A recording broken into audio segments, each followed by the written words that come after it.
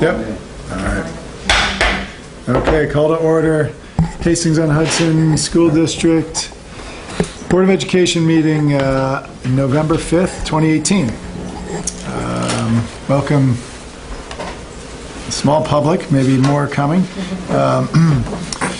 So I'll kick off and pass it over to Dr. Wilson for announcements. Okay, thank you, Doug. Several announcements. First of all, I'd like to comment that last week the main story was that Dr. Katzman, who had done the original study or survey of the special ed program and released that report well over a year ago, she returned to the school district and spent a very long day, she and her assistant, interviewing various members of the school community. And with that, we'll have an update, follow-up to that, and we'll be back on December 3rd and make a presentation of her findings in terms of the special ed program and where it is over a year, almost two, I guess, since the time that she first came here. With that said, as far as this week, it's going to be a very active week. In the risk of self-promotion, I'd like to say that I am engaged very much involved with the strategic planning and needs assessment that the district has undertaken, and that I will be this week doing again a number of these sessions. The goal remains to complete the needs assessment and distribute that in January. And I am holding an open house that will be this Wednesday up in the library, the middle school library, and all members of the public are invited to come and express their assessment and insights into the quality of education, teaching, and learning that will be part of that needs assessment that eventually will be used to build on, to create a strategic plan for future planning and improvement. That also tomorrow I'm meeting with alumni and civil service employees. You must remember that everybody that has any attachment or association at all with the school district and the community is invited to have a say in how they think school is going here and how it might be improved. So we will keep the board posted on that, but we're making some gradual progress and chipping away at this every week with several of these types of meetings that we have. Just on a lighter note, nice to know that the junior class formal, as we speak, is taking place. Boy, that's great stuff, huh? High school still has the junior class formals. The special education working group is going to meet tomorrow night at 6 p.m. To discuss special education programs with a special view on transition programs. Both the middle school and, both the high school and elementary school principals will be there to be part of the discussion with parents. Friday night, I was asked to give a little boost here to the Education Foundation.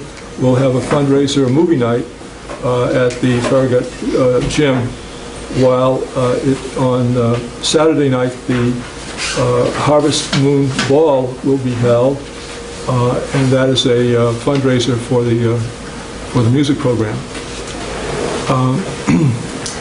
So those are the things that are happening. I'd like to switch now to what we have coming up tonight for discussion. Charlie, sorry to interrupt you. May I add one more event? Oh, please. Sure.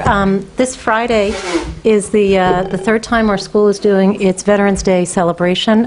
Thank you to the PTSA that started this last year. It's really it's wonderful. We're honoring our vets, and we do it in two forms. We have an assembly at Hillside where the entire school gathers in the all-purpose room, and our vets are up on stage, and the kids make carts for them and sing songs. And then the vets come to the Farragut complex, and they meet with our social studies classes and our history classes in the high school and Farragut, and they talk about their experiences. And I've had the pleasure of being able to attend, and it really is. We all walk out feeling just really proud of our servicemen and servicewomen. Thank you. That's really great. So the last time the board met, the focus was on candidate projects as part of the bond that might be desirable at Hillside. And that was a very, I think, good discussion that took place. Tonight, the focus is going to be, again, on the continuing discussion of the possibility of a bond to put up to the public. And at the request of the board, at our next meeting, that'll be on the 19th of the month, we will have presentations from the middle school and high school principal on their recommendations for candidate projects in their buildings. So I think what you see happening now is that things are sort of taking shape, and we're getting a full picture of all the possible candidate projects that might be considered as worthy of possible inclusion in a bond to be put out to the public. And I think that good progress has been made, remembering that this started with this baby seed and now is developed into and is growing into perhaps a real project. That the board has, I must say, worked very hard to consider all the possibilities that bond might include. And I will say that I also think we're keeping on schedule, having these meetings and continue to stay focused as you have done. I also wish to commend in particular Maureen, who's next to me. She is someone who, as you know, is the board treasurer, but in terms of this project, this whole consideration, which began, I believe, with the state conditions study that has to be done from time to time, and you chaired with the committee, hard-working committee, last year, and then advanced the recommendations of that committee over to the board, and really it's been since the summer that every meeting we've had these good discussions about the possibility of a bond. So I will say that tonight, again, we look forward to that, having those discussions. And Maureen, if I'm not mistaken, I believe that tonight you're going to talk about financial considerations. Shall I call it bridge possibilities, depending on what is chosen. And also a number of other things, including infrastructure, and asbestos would be another topic that you want to cover. So we look forward to that. And I don't know if I turn this back to you, Doug, and then it goes to Maureen, or sure. You want to do that? Yep. So yeah, we have a variety of topics on the bond tonight, and I think. Maureen, you've got a presentation, and Veronica, well, or we did for how? tonight. I think there were things that we're going to have the middle school and high school administrators coming next week to discuss some of the other work. But I think a couple of things that we wanted to discuss tonight was some of the financial impacts, because I know the board is, as they're contemplating the work that's being done, we've been kind of recently looking at the numbers, and I was asked to share that, so I figured tonight we could have at least speak about that if people think it would be beneficial. We can certainly continue to have discussions on what we've seen thus far. We also have, we were asked to address some of the current space issues at Hillside and maybe come up with some alternatives, because obviously the space issue, regardless of what is decided, is not going away for next year. So we've been working to look to some things that we can present to the board and some options, and just not any decision has to be made tonight. They're kind of just some of our thoughts of what we're currently thinking about for next year. We can go back over some of the presentation. I think what has also happened since the last time we've met in terms of the middle school auditorium and the condition, although our administrators haven't been able to come in yet and present the vision for the space. I think, as we've kind of said, or at least I'm aware of, that the condition of that room is what first, why it has always been listed as a renovation project. The vision for it is, in my mind, great, but it's a separate and aside from like the condition of the room. So I think that there's been some concerns about the deteriorating condition of it. I think as the board is aware that we did do some initial sampling and testing of that. We have a condition about obviously environmental concerns, asbestos, mold, anything. So our first round of samples that have come back, and again, just from, it's not the entire room, but the areas that we did take samples from that were, some of the areas that were, the plaster was peeling, those 7 samples have come back with no asbestos. We feel that there has been, because of the age, the time the building was built, we don't feel comfortable making a declaration that the room is, 100% clear, because I think any of us, that would be a little bit hard for us to say, right? So what, I think we know that the room is in poor condition. We don't believe it should be currently continue to be used as a classroom. We have an individual coming in tomorrow, the same person who does the testing. They will be taking a much more larger sample of tests, and we hope to get the results and share them with the board by the end of the week. And then we really have to decide, as we talk about this project, aside from what our leadership of the middle school and high school are going to talk about their vision, we have to decide about how we feel about the current condition, and if in fact, if those tests show something that we feel need to be addressed, sooner than later, then we do have to come up with a, there's ways we can either move that ahead and try to, kind of take that out of the bond scope and look to address that work now. And I think, that's where I think this kind of conversation is headed, and we'll have more information for you on Friday. I didn't even get a chance to speak to our architect yet about the possibility of how that looks. Can we fast track that through the state if we felt there was a concern for the the condition of the building? Did it warrant something that could be set aside to allow for either an emergency approval in terms of the scope of the work? Because of course, as you know, we're required to get state approval if we want and especially if we want ABAC. So we're going to be working on that also, after after this meeting. I'll speak to Veronica later tonight, or maybe she can speak to it and what that process will look like for the board. So I just wanted to give you an update on that, to know that although our leadership will be able to provide you more details about what they envision the space to be, that we are also looking at that from in terms of the current condition and whether that has to be addressed now. So I just want to... Hold on one second. Before, I want to get into that. I want to frame up, I don't want to dive into all these detailed conversations yet, because I think I want to frame the bond process first, and we'll come back to the asbestos stuff. Yeah, because there's certain things that I just want to add on to that I think complete the picture. So there's certain critical information. I don't want to get into the asbestos right now. I want to come back to that. It's critical. It's very important. I think the summary you gave is important, and we're going to come back to that. I think we've got to step back and look at this bigger. So there's 2 different things we're talking about here. One is potentially addressing an asbestos issue, which may or may not involve the bond. That could be 2 totally different. That's really a facilities topic, and it may or may not involve the bond.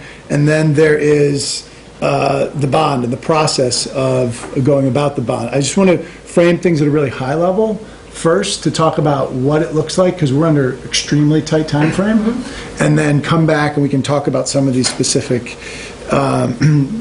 Jeremy and I have had some conversations about what are some of the decisions we would need to make tonight as it pertains to the bond.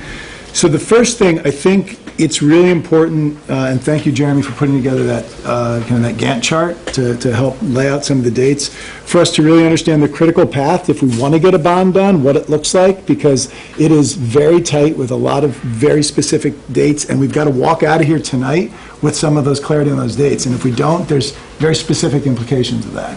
So the first one is somewhere in the ballpark of February 25th to 27th, or that area. It's the week after we get back from break.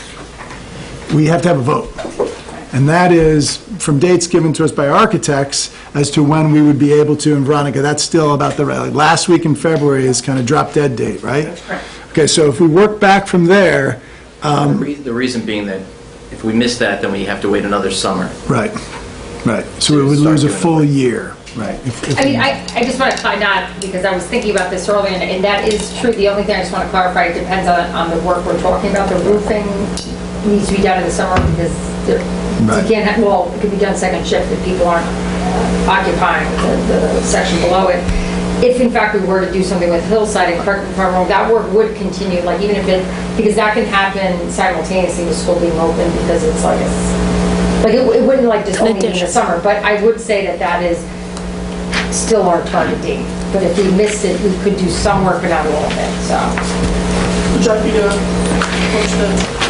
Why don't you maybe just give some more clarity on that, because I think it can have some impact on how we cut up the vote and when it happens. Sure.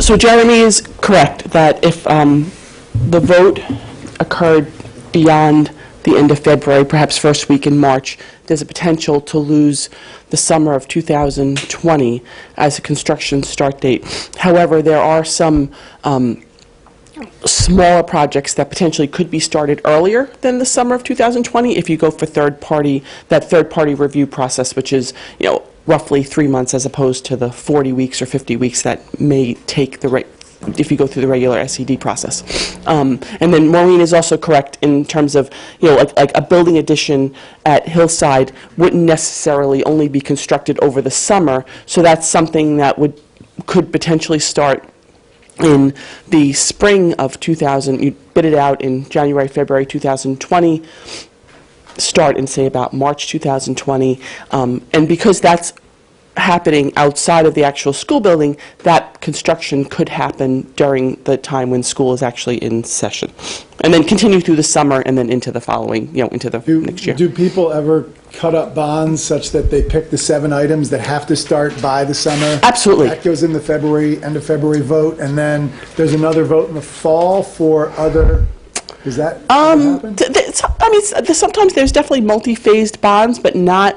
Those you wouldn't be doing it because you do incur costs in order to do an official statement. You have to get bond counsel. I mean, there's again, if you felt like you needed to do that, but there are costs to do separate referendums and running a vote, but that would be obviously. Right. Yeah, I've seen it more where it's broken out like you're going to do this work in the next 5 years, and 5 years from now, then you're going to tackle the next group of projects, not where you do potentially 2 bond votes in a year. Not that it couldn't be done, I just haven't seen it that way. So. Okay. So it seems like we're still on the tracking towards the end of February. Seems like the best. That's correct. Okay. So that means that we've got to be clear on our 45 days in advance is when we need to clarify what would go on the bond so that we can get that out to the public. Mm-hmm. So that puts us at somewhere around the January 7th to 10th time frame that we would need to be clear. So that's the week after the holidays, which is, not usually an easy time to get a whole bunch of tough work done. So we've got to be really smart about that. So if we come back on that, I think one of the things we're pretty clear on as a board is that we want, some community forums in advance of that. And so if you just kind of do the math, I don't think we're going to get too much community here past December 14th. That's probably even starting to push it. So there would probably... the first 2 weeks of December would be when we would have to do community forums in order to get that input. Now, the other thing is we can still, once we get the bond language clear, we can still do further community forums to talk about what's in it, to talk about the vote. But as far as getting the community forums down for an actual clarity in the language, it would have to be those first couple weeks in December. And then one of the things we talked about at the last board meeting was to give the community visuals for what the construction would look like. And so those take about a month. That's correct, right? 3D renderings? Yeah. That's correct, yeah. That takes roughly about 40 hours to produce one image. So depending on how many images you need, it's a few weeks. So. Okay. And assuming there's some comments back and forth before you get a final image. So that puts us like 3 to 4 weeks-ish? Yep. Okay, so that's like tonight. We would have to decide that. Yeah. If we had authorization this week, we'd have it done by... The renderings to show what the space would look like. Jeremy, did I miss any critical dates? Also, we had talked about survey, but are we pushing that till after? Well, I think after speaking with Charlie, again, to lay the context down, the thought was that if we had, I was even thinking that last week in November that we had talked about potentially having an additional board meeting, if the board wanted felt comfortable, they could always switch that to a community forum, and that would allow them for a survey to be done at the beginning of December, right? I don't think it takes much, I think it's just you want to have that first in order to put something out. Right, Charlie, that's what you were thinking in terms of... So, as far as just the calendar goes, does anyone on the board have questions or concerns or want to talk about it? I would like to your point exactly, Maureen. I mean, I know it's tight, it's very tight. If we could do that week of November 26th through 28th, that Monday, Tuesday, or Wednesday, for a first community forum, and, sort of framing up some discussion points for that. Does that give us enough time to have the renderings? The week after Thanksgiving. Megan's checking the Are calendar. you doing quick math? First week of December. It's tight. I would probably prefer towards the end of that week, but Megan's going to look. If we could decide on exactly what you wanted the renderings to look like tonight, then we can make it work. Yeah. If you Yeah. want You to have 3D to renderings, have right? an idea tonight of what the renderings are exactly Right. going to be. Which ones you want? Yeah. Yeah. what you want. Yeah. Just to clarify for me, I think what you're saying is we would need to decide on renderings tonight. Does that mean we'd have to decide on what projects we're doing? So what Not what is... necessarily, not necessarily. Could you be more specific about what needs to decide? Because you've thrown a lot of, there's a lot of dates out there. It's a highly ambitious plan, and I don't, there's a lot of information that we don't yet have, and I'm not sure if it's achievable. But let's just start with A. What would need to be decided tonight? Well, I think, just because we decide, we make a choice about renderings doesn't necessarily mean we're going to build those things. I mean, that's what is been in the documents for, the past 6 to 8 months or so. And I think the idea would be to take to the public a vision for what some of these things would look like, not necessarily being the final version of what, for example, the the space in the auditorium would look like, what the cafetorium plus 2 to 4 classrooms would look like. So there's no decision Hillside. on scope, it's just something to help Yeah, get exactly. To help feedback. visualize what it would look like. To Decide a date visualize. for the community forum. And then we need to publicize what that date is. Right. Well, And does so- that mean then, I guess my question is, when do we decide on the scope of work?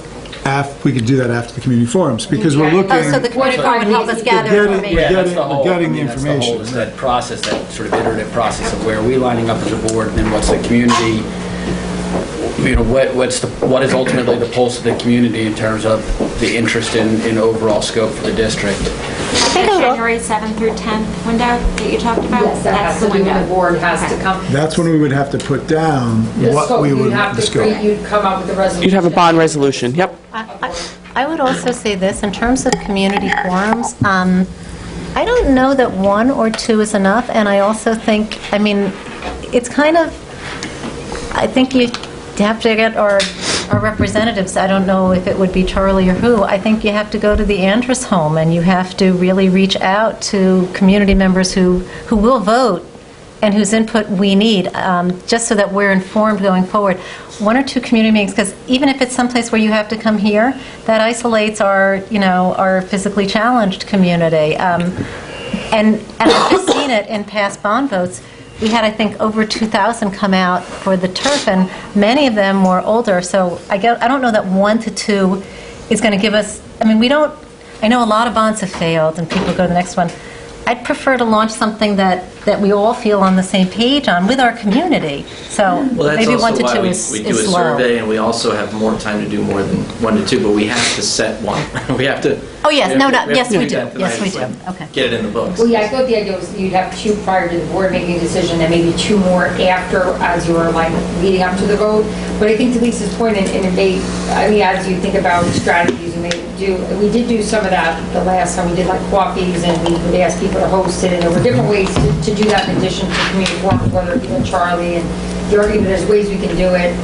I would agree, it would be you have to kind of reach out to people who may not be able to make it to meetings as well. So I think that. Yeah, a And lot I've of seen that, other a schools do lot of that like we can videos do. and Yeah, no, stuff I that think you that could makes a lot of see. sense. I Yeah, think that would be Scarsdale did a great. video of theirs. And I think a lot of those things, whether it be the 3D renderings, if we can put, we can share that with people in Andrews as well, or wherever we think it may be. So when we talk about 3D renderings, are we really just talking about two things ultimately? The auditorium and I believe so. I think- auditorium and Hillside, right? So I think that was the one that people felt, I mean, we talked about potentially doing a locker room, but I don't think we feel that's. I don't think it's warranted. It's not as hard for people to like grasp the concept of that. I think both the middle school, as, you know, both of those projects, I think it would be helpful Yep. for everyone. I think even the board feels that way. So now, is there anything, is there potential to leave this evening with a direction on, let's get these renderings done? Well, we have Are to there- give them, like, we have to No, approve it. I just mean, this is a question for, this is an open question for the six of us and Maureen. Are there other renderings we need to See? to see and to think about, and I guess what level of direction do you need from the board to work on renderings? Like, do you need to hear it's cafeteria plus classrooms, or is it classrooms ex cafeteria, cafeteria plus classrooms, and auditorium, and that's three renderings? What give and take do we need to do to Yep. So what we would suggest is that for Hillside, I think the only renderings that you need would be an interior view of the cafetorium and an exterior view of what that building addition is going to look like. Whether or not the building addition has a stage or not on it, it's not going to look vastly different. So I think you really could do just one exterior view. If you're really considering only the classrooms and not the cafetorium portion of it, then potentially I would say do two exterior renderings. But just keep in mind, each one of those takes about 40 hours, 30 to 40 hours to build. So, you know, I want to make sure that we're giving you exactly what you want there. And then, I'm sorry. oh yeah, no, it's okay. And then for the middle school auditorium, I think you need one interior view, and then that would be it. What's the ballpark price on them? I think it's attached. Let me pull it up. It's in our board doc. yeah. In the business items. We tabled it. Was it in this one? No, did we put it back on? I saw it in the bond We document. did put it back on. Okay, it's in the business items. Okay, because it got tabled. I didn't know if you put it up. Yeah. Okay, thank you. I think, well, the price pull on it that up when we do the document said business $10,000 to Yeah. $12,000. The other one, and I don't know where, and Jeremy, you had written this, and I had also thought about this as well, was the idea of if we move the current cafeteria at Hillside to the cafetorium, it creates a new space for a library, which could be a learning commons Sure. or something of that nature, which could also be really powerful to show. Now, I don't know if that's part of the bond or not, so... We could certainly do a rendering of it. Right now, the budget for that interior renovation is not part of the bond. It's part of future work that would be done in-house. Yeah, Maureen, I think you clarified that Yes. to move the library there and then make a music suite, I think is several $100,000 that would come out of operating budget or reserve funds. Correct. I guess my question is, I know at one point we're going to need, specific renderings, but, I mean, it's not an insignificant sum.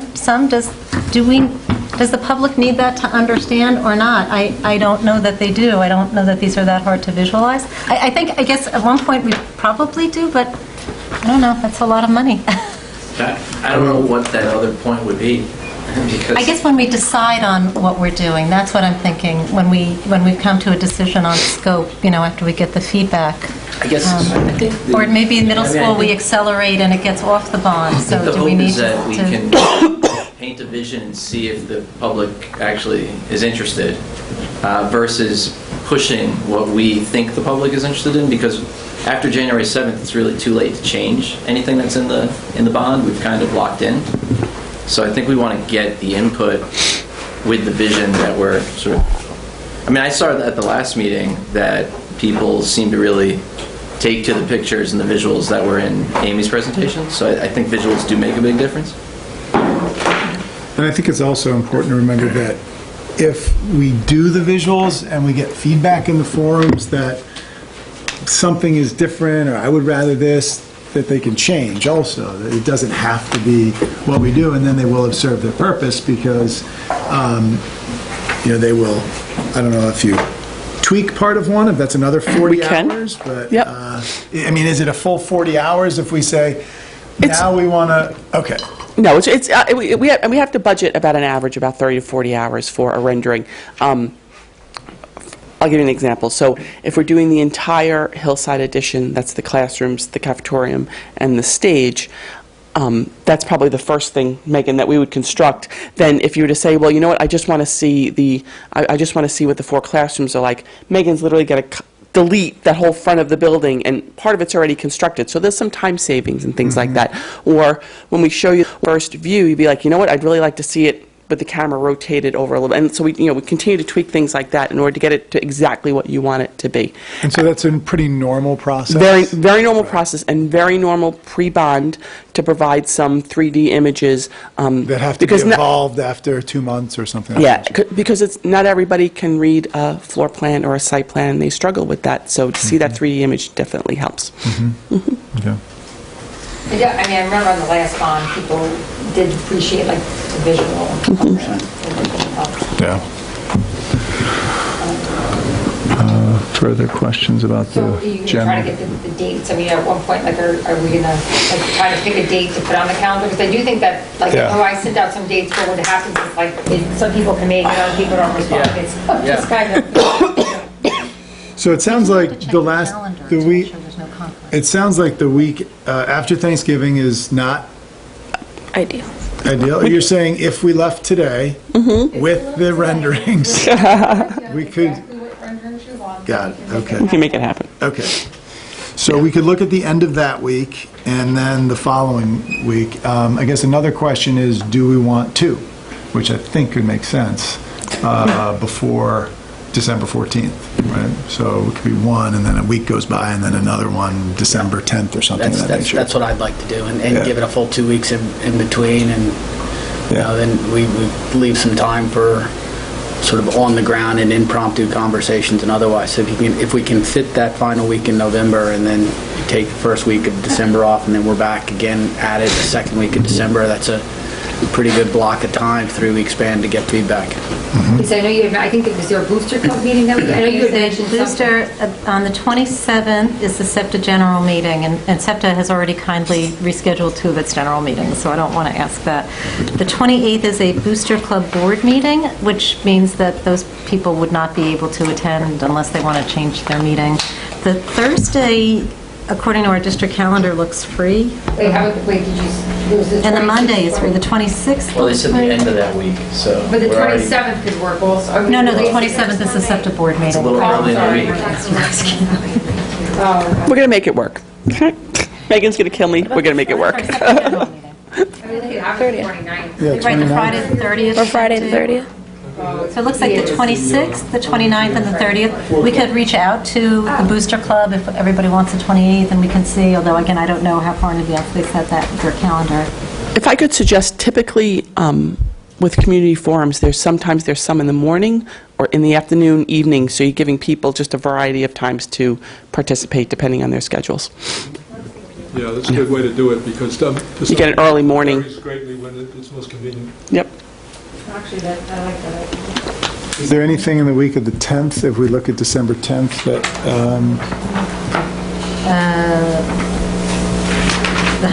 This could actually draw, on the December 11th, the high school chorus performs in front of the Met Building by Grand Central. That could pull a number of parents. And there's a winter concert on the night of the 13th, so that's going to have a lot of parents attending. Then there are some committee meetings, but I think those are during the day on Monday and Wednesday.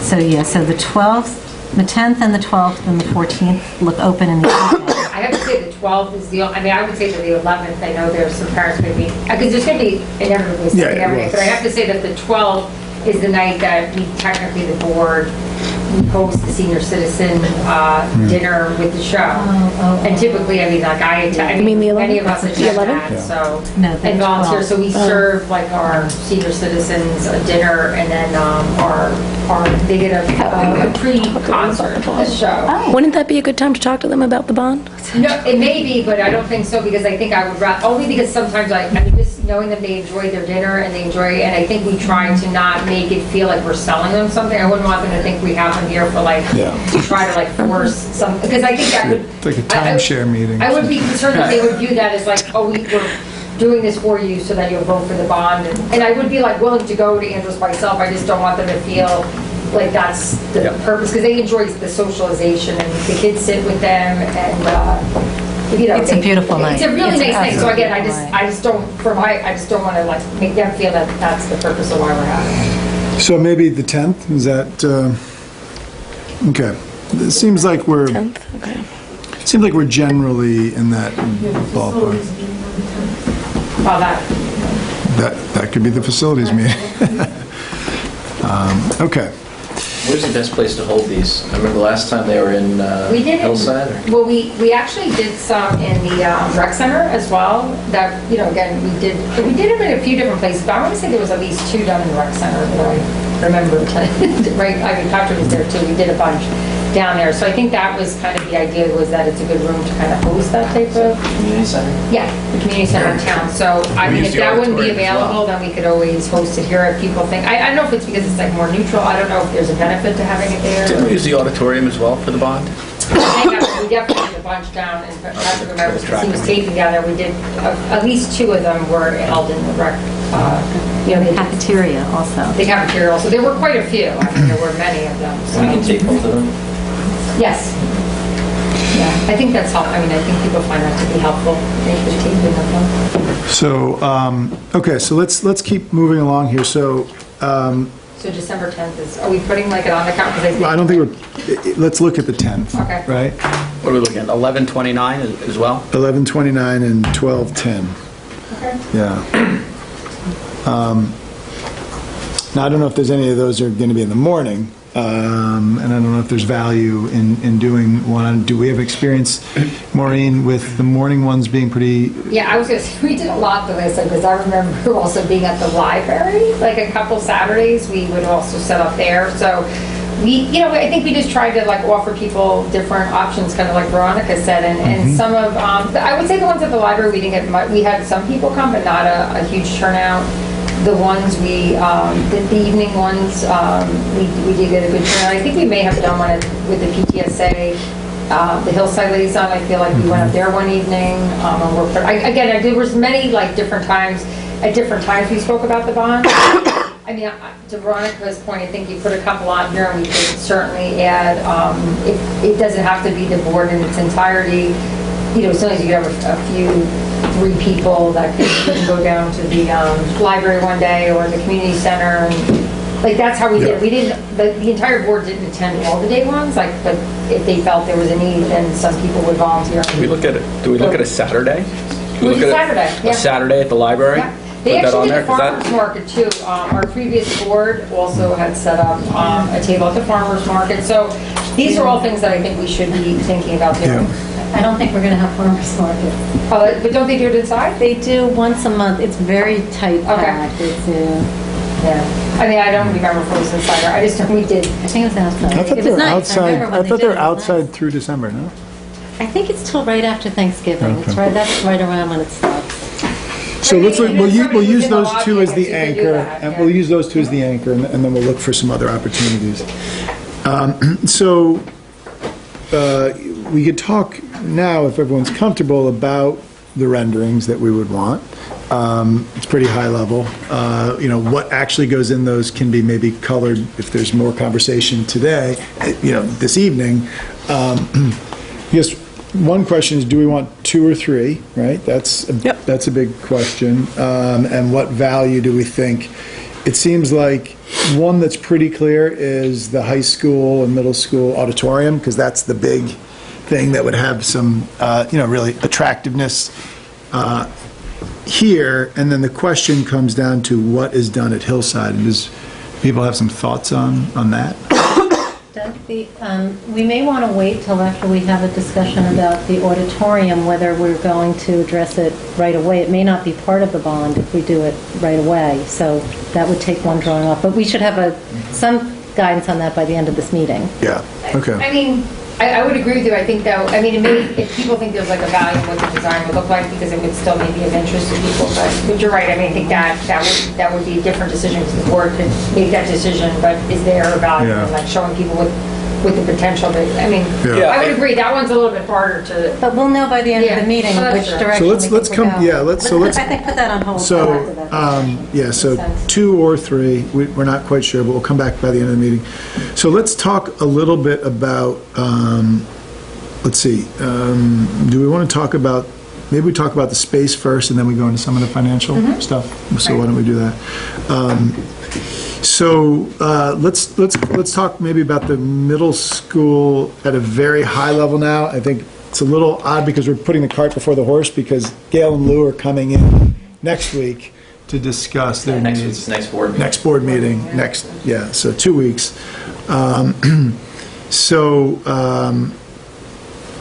a very high level, I think what's really worth reiterating is, as Maureen pointed out, was testing has been done, air quality testing has been done, a couple of samples have been taken in that room, and so far there's nothing negative has come back, but on the advisement of the architects and also, is it Louis Berger?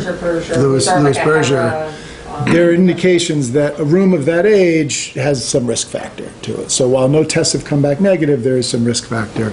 And so we have advised all classes to come out of that room right now and that room not be used for any classes right now. When you're done, I'll add on the piece. And so why don't you go ahead? So I do want to thank Maureen, because there was a change that happened. You know, we've been talking about this middle school auditorium, and then this past week we had a letter from our middle school principal and a union representative being concerned about asbestos and classes, and that was the first time, at least I learned, and I think some other board members learned, that there were in fact classes there. We had sent an email to the community that said something like, it's not been functional for 20 years, so I thought we weren't using it. So when we learned this, I recalled what Veronica had said on August 27th, that the walls were delaminating, these are plaster walls that have asbestos, and I think there was another place it was said, what I want to point out about Well, just to be clear, I don't know, did Veronica... We would assume that would have asbestos based on the... You didn't say that it had asbestos. Correct, because it had not been tested yet. Okay, and then I want to just explain what the test was, because I want everyone to understand, because it's a critical health issue. There's, we always say our most important job is keep kids safe. So the test that was done was an air quality test. That tests what's in the air. It's not that we took a sample from the wall. No, they did take samples from the wall. They did take? They took 7, yeah. Yeah, they were both. Just, Joe can speak to that better. It was 7, that's what I said, but we don't feel comfortable with the 7. We want more. Okay. Because we didn't test this, that's what I said, we didn't test the ceiling. Okay. But Joe was in that area that is peeling, right? I thought we weren't allowed to disturb the asbestos. It was already or peeling. the plaster. You can speak to it, Joe. No, that's okay. As long as, but I'll just finish. Forgive me. I'm really jet lagged, so if I lose my train of thought, it's going to be hard to get it back. And then also, I believe the tester said, in his opinion, based on the age of our building and his prior work, I think that he thought it was probably probable that there was asbestos. Then I was able to see the extent of it. I was surprised. I have a picture here. There's swaths of the wall, like 8 foot by 12 foot of peeling. I did a lot of research into our own asbestos management plan, which is required by the state, as well as the governing law. I'm not opining as an attorney, but you really have, it's not an option to fix or not fix. You must fix if you have exposed asbestos. It's not a question. And even what I learned is, even if you... I really want to make clear, there's not been tested exposed asbestos right now. I just want to make sure that we're really clear in public, on video, that there's not been that... There has been 7 samples taken that have not shown asbestos due to the dating of the room. There's an assumption there could be, which is why we're shutting that down. Kids are being moved out of the room, and more extensive testing is going to be done coming in, when, Joe? Tomorrow. Okay, I just want to make sure that we're clear. I think we are clear Okay. on that. Yeah, no, we said in his opinion, this is what he thought, that we didn't realize that children and staff, and especially our custodial staff, are up there. And there is, if we're going to tip the scales, I think everybody's saying it's probably some asbestos. We did have asbestos in our high school auditorium. But anyway, again, going back to what our requirements are, even were we to decide to shut that room and never use it, although I don't recommend that, as far as I read our own management plan, we still are required that the material should be removed or other acceptable abatement action taken as soon as possible to protect human health and the environment. I will finish up my comments. The tester, there are different categories according to law in our plan about how bad they are, and they have different responses. He put it based on the extent of damage in the significantly damaged category. So again, all this points made us in our discussion say this might be something, we're talking about putting it in the base, the original, the essential items in the bond, but it may be something that we may want to do earlier, possibly over the summer, remove it from the bond, see if we can get state aid to help us on an emergency basis. So anyway, I just wanted to clarify where we're. And one more thing, I will say as a district, if any parents have questions or comments, please call the district, call Charlie, and Charlie will do his best to answer your questions or to find the answer for you. And we'll definitely, keep people updated on website and things. I think it's an important topic, and before I think that's important. Yeah, well, I mean, we're having the test. It's going to come back. When do the results come back? Hopefully by the end of the week. Yeah, So let's make that available immediately, Yeah, right? I mean, we'll this wanna is, make sure. But Veronica, I'm sorry to say, but on that point, I guess, since she's at the mic, is there a way, like to Lisa's point, because I think I alluded to that earlier, I know that things do come out, like in buildings, and if in fact that was the direction we were to go in, is that, what is the time frame on that in terms of submittal to the state if we were to decide that we needed to do the middle school auditorium in a more emergency kind of way? And what do you envision that to look like? So if it's just for SED to consider a project an emergency project, it has to be something that hasn't been previously identified. So for argument's sake, if you had, I'll use the boilers as an example. If your boilers were on the 2015 BCS and they're identified as being replaced and they you don't have any plan to replace them, they break down in 2018 or 19 and you have to replace the boilers,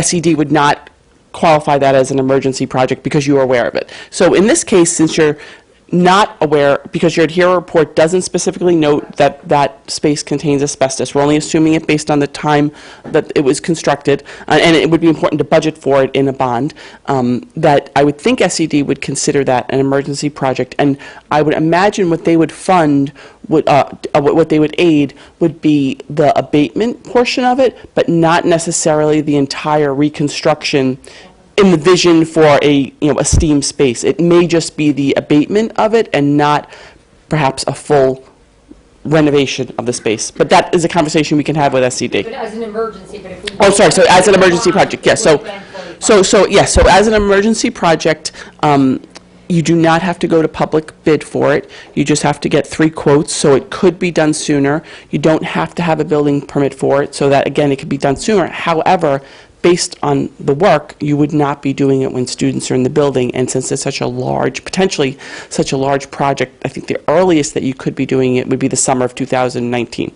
So. Veronica, do you have a sense of what the abatement cost would be as opposed to the renovation?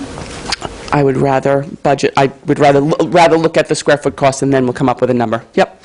And to be clear on that, abatement with a renovation is a different cost of abatement than if you were just doing the abatement, right? That's correct. So what we've budgeted for is an abatement and renovation, a total renovation of the space, including the abatement. So potentially, if there's no asbestos in the space, that renovation cost could come down a little bit. Would come down a little bit. That was around $2 million 1.9, I think it was. well, base construction cost. But that again, once we get, I think the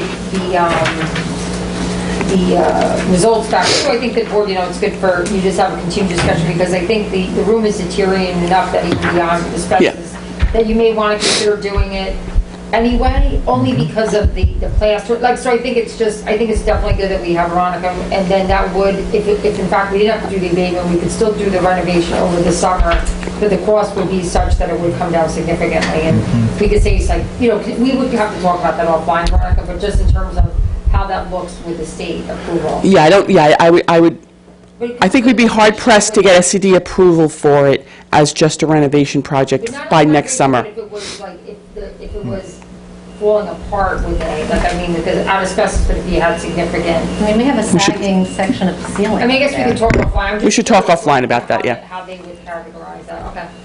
Joe, we kind of cut you off, Joe. Do you want to say anything else? You want to add anything to what you started to say? No, We covered it all. This earlier, we're good, yeah. Okay, thank you. And thank you very much. And just the cost, the hard cost is 1.9. The overall budget for that portion of the work is actually $2,669,000. So just so that I'm clear, if it turns out we need to do an abatement, we apply, we get the emergency, whatever, and the abatement is done, and let's say that's done immediately, right? I mean, immediately summer 2019. 2019. Now we're sitting there with a space that's been stripped to some degree. Yep. And what are our options then? Leave it until... No, I guess if we decided, depending on how we wanted to address it, if we felt we were just going to do the abatement, then we would put the renovation in the bond. But I think that's right when Veronica... So we just kind of shutter it up, close the doors... I mean, obviously, I think the preference would be do it all at once and all that, but I think this, once we know what we're dealing with and then the costs associated with it, you know, maybe it will be worthwhile or make sense to do it now, even if we had to forego some of the... Does it affect I don't know. I'm just I was going to say, to add Well, to it's that, still Maureen, aidable. one thing that's... Yeah, I was going to say, is it aidable? It's still aidable, it's just aided over a different time period, and we can talk about that. Can it be funded with a bond anticipation note, or, you know, some alternative Well, what I funding would make, I mechanism? mean, the recommendation I would make at this point is, when I just look at the funding really quick, we do have, the board has been trying, you know, I know this last year, you authorized to put some money back in the for, you know,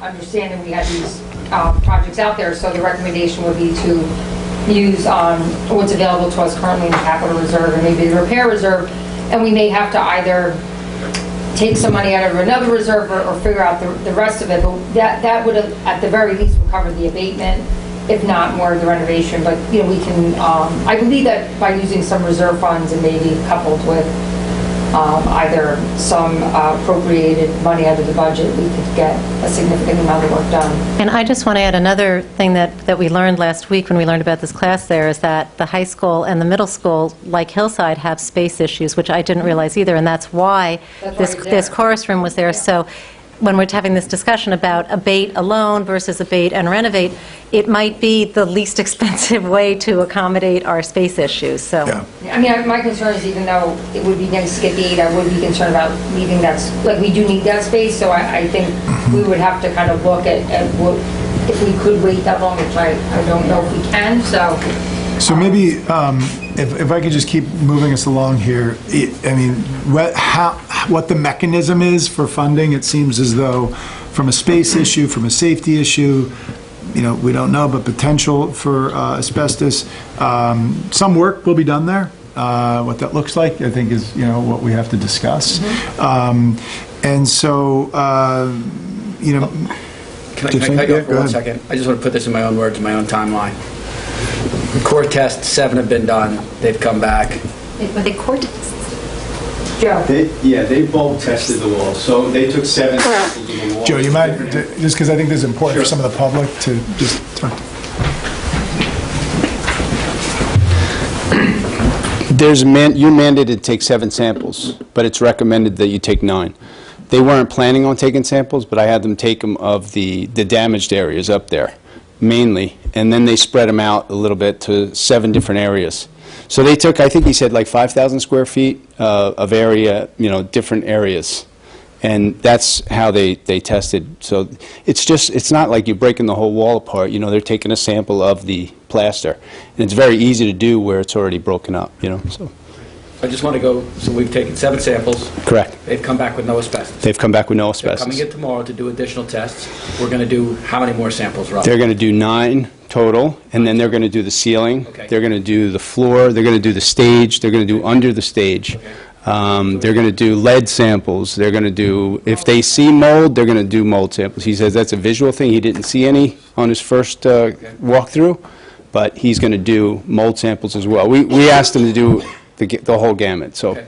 Great, so we're going to get extensive battery tests, which we hope to get results back at the end of this week. He said, well, that's why I have him coming in tomorrow. This was Friday, we planned on having it done, so he said he's hopefully, if we can do it tomorrow, he can get it to us by the end of the week. Great, so we're talking the end of this week. Let's say it gets pushed, even you're at the beginning of next week. Right. So then we get the results back. Then they put us to a decision tree. It either has asbestos or doesn't have asbestos. If it has asbestos, we need to talk about abatement. Let's freeze on that for a second. Let's talk about it has no asbestos. Has no asbestos, what's our decision? Well, I think that's where the board has to look at, like, just the condition of the room, and if we wanted to either still look to do some type of renovation, because the cost would significantly drop, so we might... Forget renovation for a second. Use. There is a space issue, and to the extent that there's not asbestos, are we comfortable with... Okay, so that damage has been there since the roofs leaked before the last bond. 20%. Before the last bond. So you can leave them in there, you can fix what's damaged right now, or you can... Right. So I just want to be real clear on everything here. Get these test results back, no asbestos.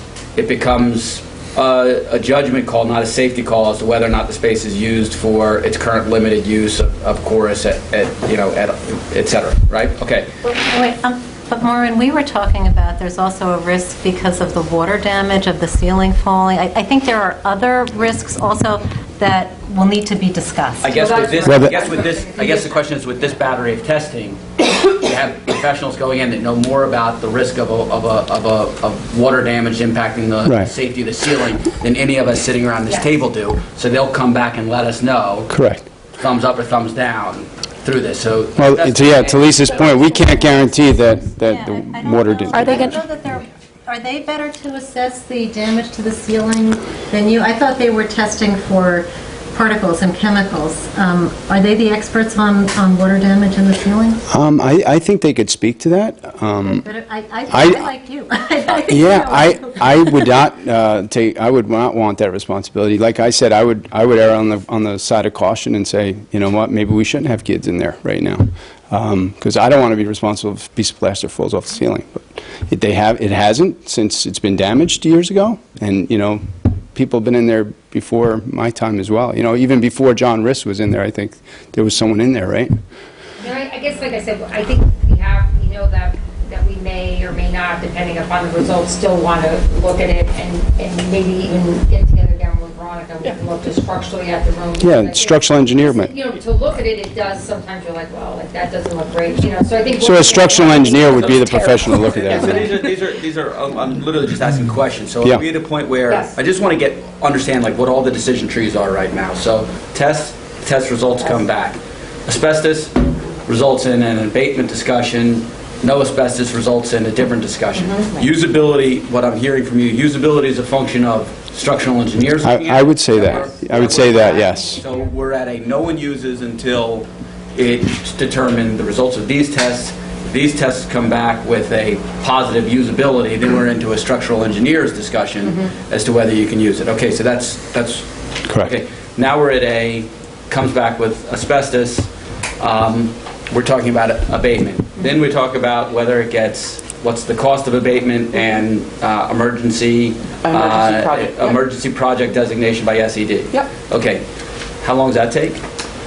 That's actually a very quick process. Because you can have the work completed without a building permit.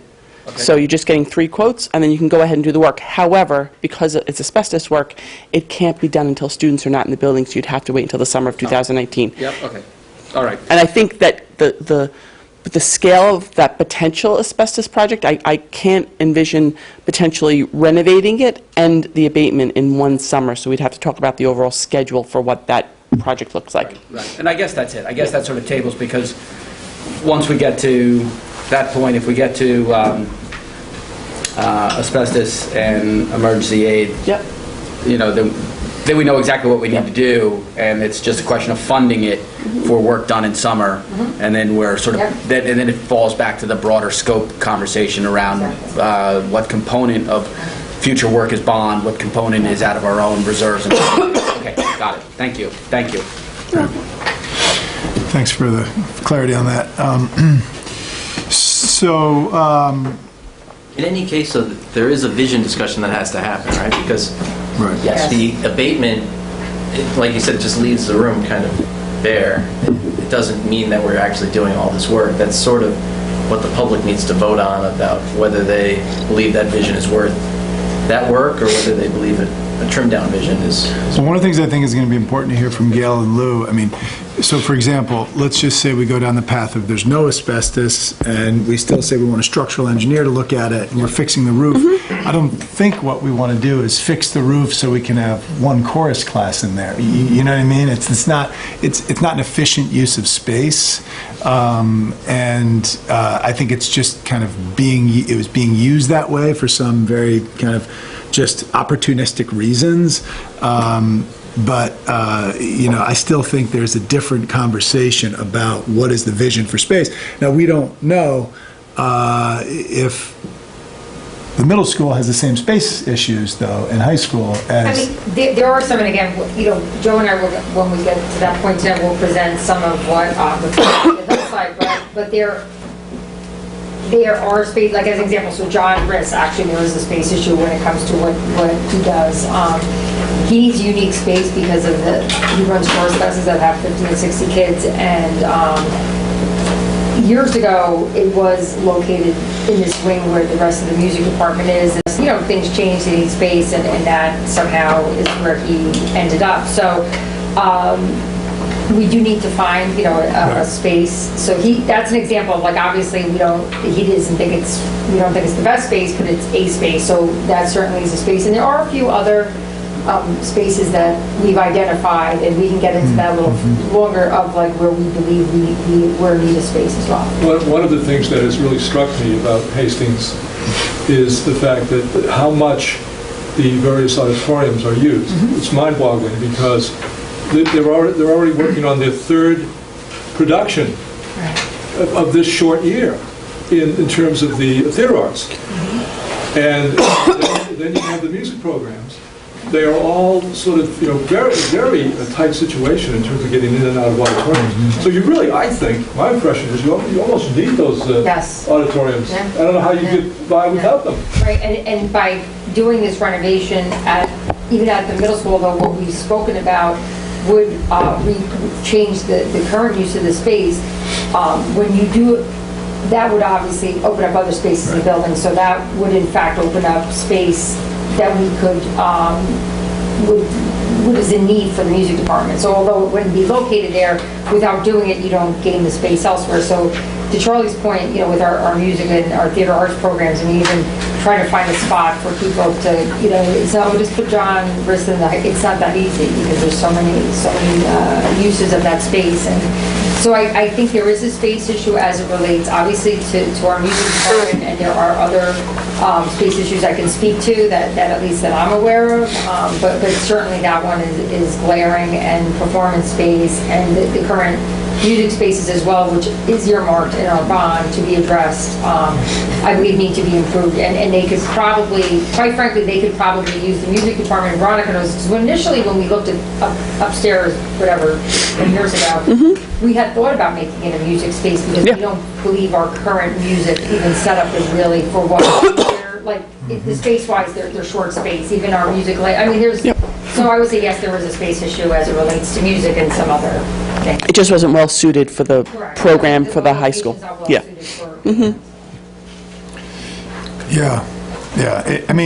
Just listening to some of these conversations over the last couple months, I feel like there's a variety of situations where we've kind of taken a foot that's grown too big, and we've just kept shoving it in a shoe that's too small, and we've just gotten used to wearing shoes that were pretty small. Something that's striking that I talked to Maureen about was, and she's putting some data together now, and we don't have it all yet, but I just said, can you look at over the past 20 years, what have other river towns invested in bonds, and for what purpose? So, dollar amounts over the last 20 years, and what was in those buckets. It's a little hard because you're having to dig up some of that old history yourself. Right, well, But because so many people have changed. so many people have changed. Some of them, they told me what it was, I was like, no, you guys did more. They just have all been fairly new, they're all there. Right, she was telling the people in Irvington what they worked on. Yeah, because some of them are they've been there not many years, so it is hard, like if you weren't there and they just came from another district, but I was able to do that, so I think that was what I was saying, the reason, and not to get too ahead of ourselves, but the reason we're looking at some larger than we've been accustomed to bond scopes is because really when you look at the amount of work we've done over the past 20 years, and we've done a good job in what we've been able to do, but really, when you look at even outside of the Quad Village, the spending that occurs, we're kind of catching up at this point. There's kind of a catch up in terms of why we have so many pieces in this bond, in the scope, where I feel that, you know, some districts, if you're doing something every 5 years, maybe then you see $10 or $12 million scopes, or, you know, with similar sized districts, and every once in a while they'll also do a larger one, but what I found so far, and I kind of knew this, we're significantly, our spend, I mean, not a few million, but like tens of millions of dollars. I mean, our spend is like 30 million more than us, and they're a larger district, but Dobbs is probably like 25 million more over the same period. So, but I think it's an important point for us to discuss as a board, because I don't think we should just spend money willy-nilly. I mean, I think we have to be really smart about it. I mean, at the same time, when you look at, over the last 15 years, we've spent 17 to Ardsley's 54, and I want to know, well, what was in that 54? Like, what was spent in that? And was, you know, how is that us being actually unbelievably smart and managing our money really well, and how much of it is actually impacting curricularly kids? I mean, if we look at, for example, I mean, I don't know much detail about it, but if you think of the music programs you're talking about here at the middle school and high school, it's something we as a community pride ourselves on.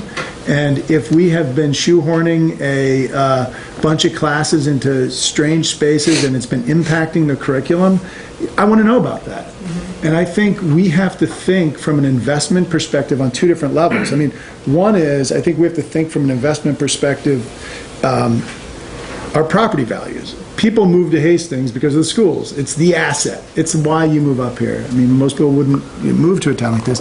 And so are we optimizing that asset in a way that's going to optimize for property values? I mean, I think that's important. And it's a balance. We have to talk about that as a board. I mean, you don't want to just, again, spend. At the same time, I think we want to spend smartly to support the programs we have. And then the second thing I think we talked about last time a little bit was, it's the kids. I mean, it's about the kids and the programs and the variety of different learning spaces we're creating for these kids. I mean, if you look around these schools, we haven't done a significant upgrade to the curricular learning the core learning spaces.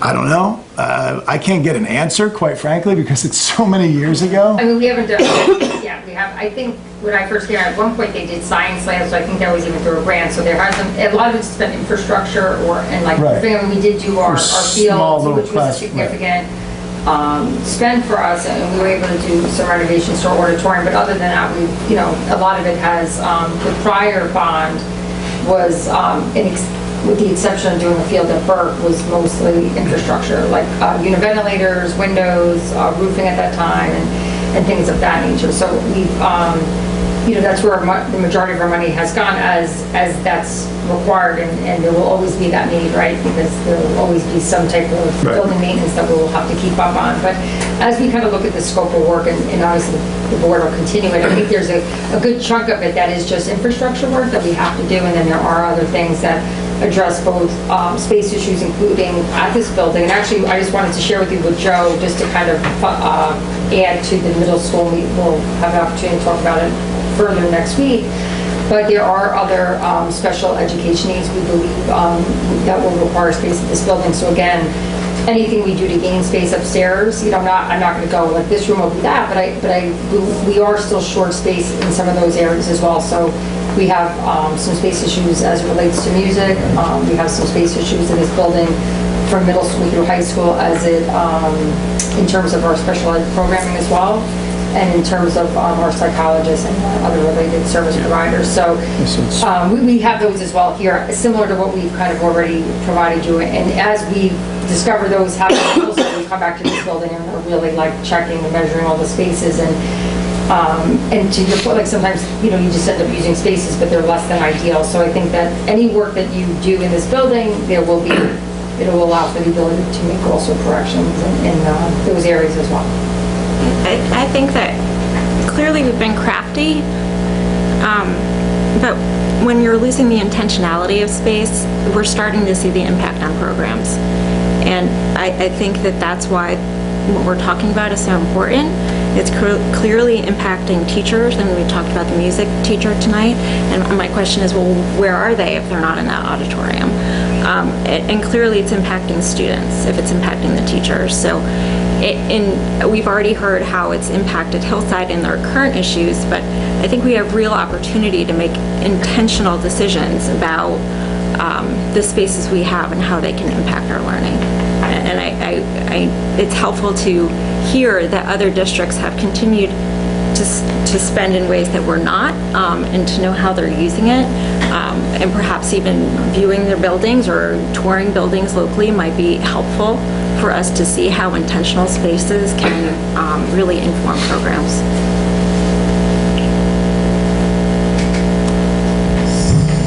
So, like, how do you want to continue? So I think I think it's worth, just because I think there's different members of the audience sometimes that are here to hear how the current breakdowns. We've said this the last 2 or 3 times, but I think it's important to reiterate that there are kind of 3 general buckets right now: the health and safety bucket, the Hillside, and then the HHS, FMS buckets. Those are somewhat artificial distinctions. I mean, the health and safety ones is not an artificial distinction. It's infrastructure, health and safety. But the other ones can be cut up a lot of different ways. The current way it's been proposed is in the ballpark of 10 million for the health and safety items, in the ballpark of 6 to 7 million for the FMS, HHS, and the ballpark of 8 million. That's kind of the grand set of things that have been proposed. I think, what we have ahead of us right now as a board is, everything from, I can tell you right now where I am is that somewhere in that $10 million range is like somewhere, maybe you can pull something in or out of that, but that's stuff that has to get done. When you see cornices coming off the building and stuff, that has to get done. Where we go above that, I think that's the work of the board right now, to figure out where and how to have those conversations. I think so far it's been presented to us as you've got an $8 million option at Hillside, you got a $7 million option at FMS, and that's, again, an artificial set of distinctions. We can figure out what we want to do, how to pick and choose and create the bond that makes sense for us. So I think that's really the work right now. Question. I have some questions about what's considered in that essential area. I still have, I don't really support at this point expanding the parking lot at Hillside, and that's, I think, a $300,000. There's a lot of reasons I could give you. I don't need to take all the time, but I guess my question is, are we going to discuss those items? And then it's another one that I saw, windows for certain rooms in Hillside for $640,000. I feel like I'd need to understand that a little more to support that. I'm not really sure. But the parking lot, I will say, I actually went out and counted all the spots, and they've got 61 over there, and I think over here we've got 62. I don't see it as a safety issue. Actually, to me, the most dangerous place in all of Hastings is the parking lot for our Farragut complex staff. Then they park at the Burke and have to cross. We've had people get hit by cars. So I don't know why that was on that list. So I just want to answer to that, and I just wanted to piggyback before even you talked to what Doug would said. I think right now, and we can speak about it, there were items that, because of the category and the way they show on the list, get put into those buckets, right? I think I did share to the board in one of the emails that as the time goes on, and certainly there were things that were identified, but we'll use Hillside as an example. I think we put it on there because they're there's always been that concern about parking up there, and with the buses in and out, it's just a little bit, I would agree that each place could deserve a parking lot, but that was just, we had a rendering from years back that we thought that we had talked about many years ago. We brought it back this time. I mean, in even my discussions with Joe and Charlie, I mean, that was one of those things that I kind of felt like, A, we weren't even sure if it would work. B, we're not like tied to it. And when I look at that scope of work, including the windows, Joe and I had a conversation earlier, we started to look at things more critically and say, within that scope of work, what can we, whether it be the sidewalks, could we do this, instead of doing the whole shebang, could we then take $15,000 this year and address some of the parts of sidewalks? So that recommendation will be forthcoming from Joe and myself, working with the architects to refine what I would call the base scope of work. Because we're in these like pre-bond discussions, and that always happens, and I could, in terms of doing this, we kind of put it in, and then certainly there are things in there that we would, we wanted just to make sure that it doesn't, that the board is aware of them, and even like the PA system, and Doug, you were involved with the Health and Safety Committee as we discussed it. We've had issues with it.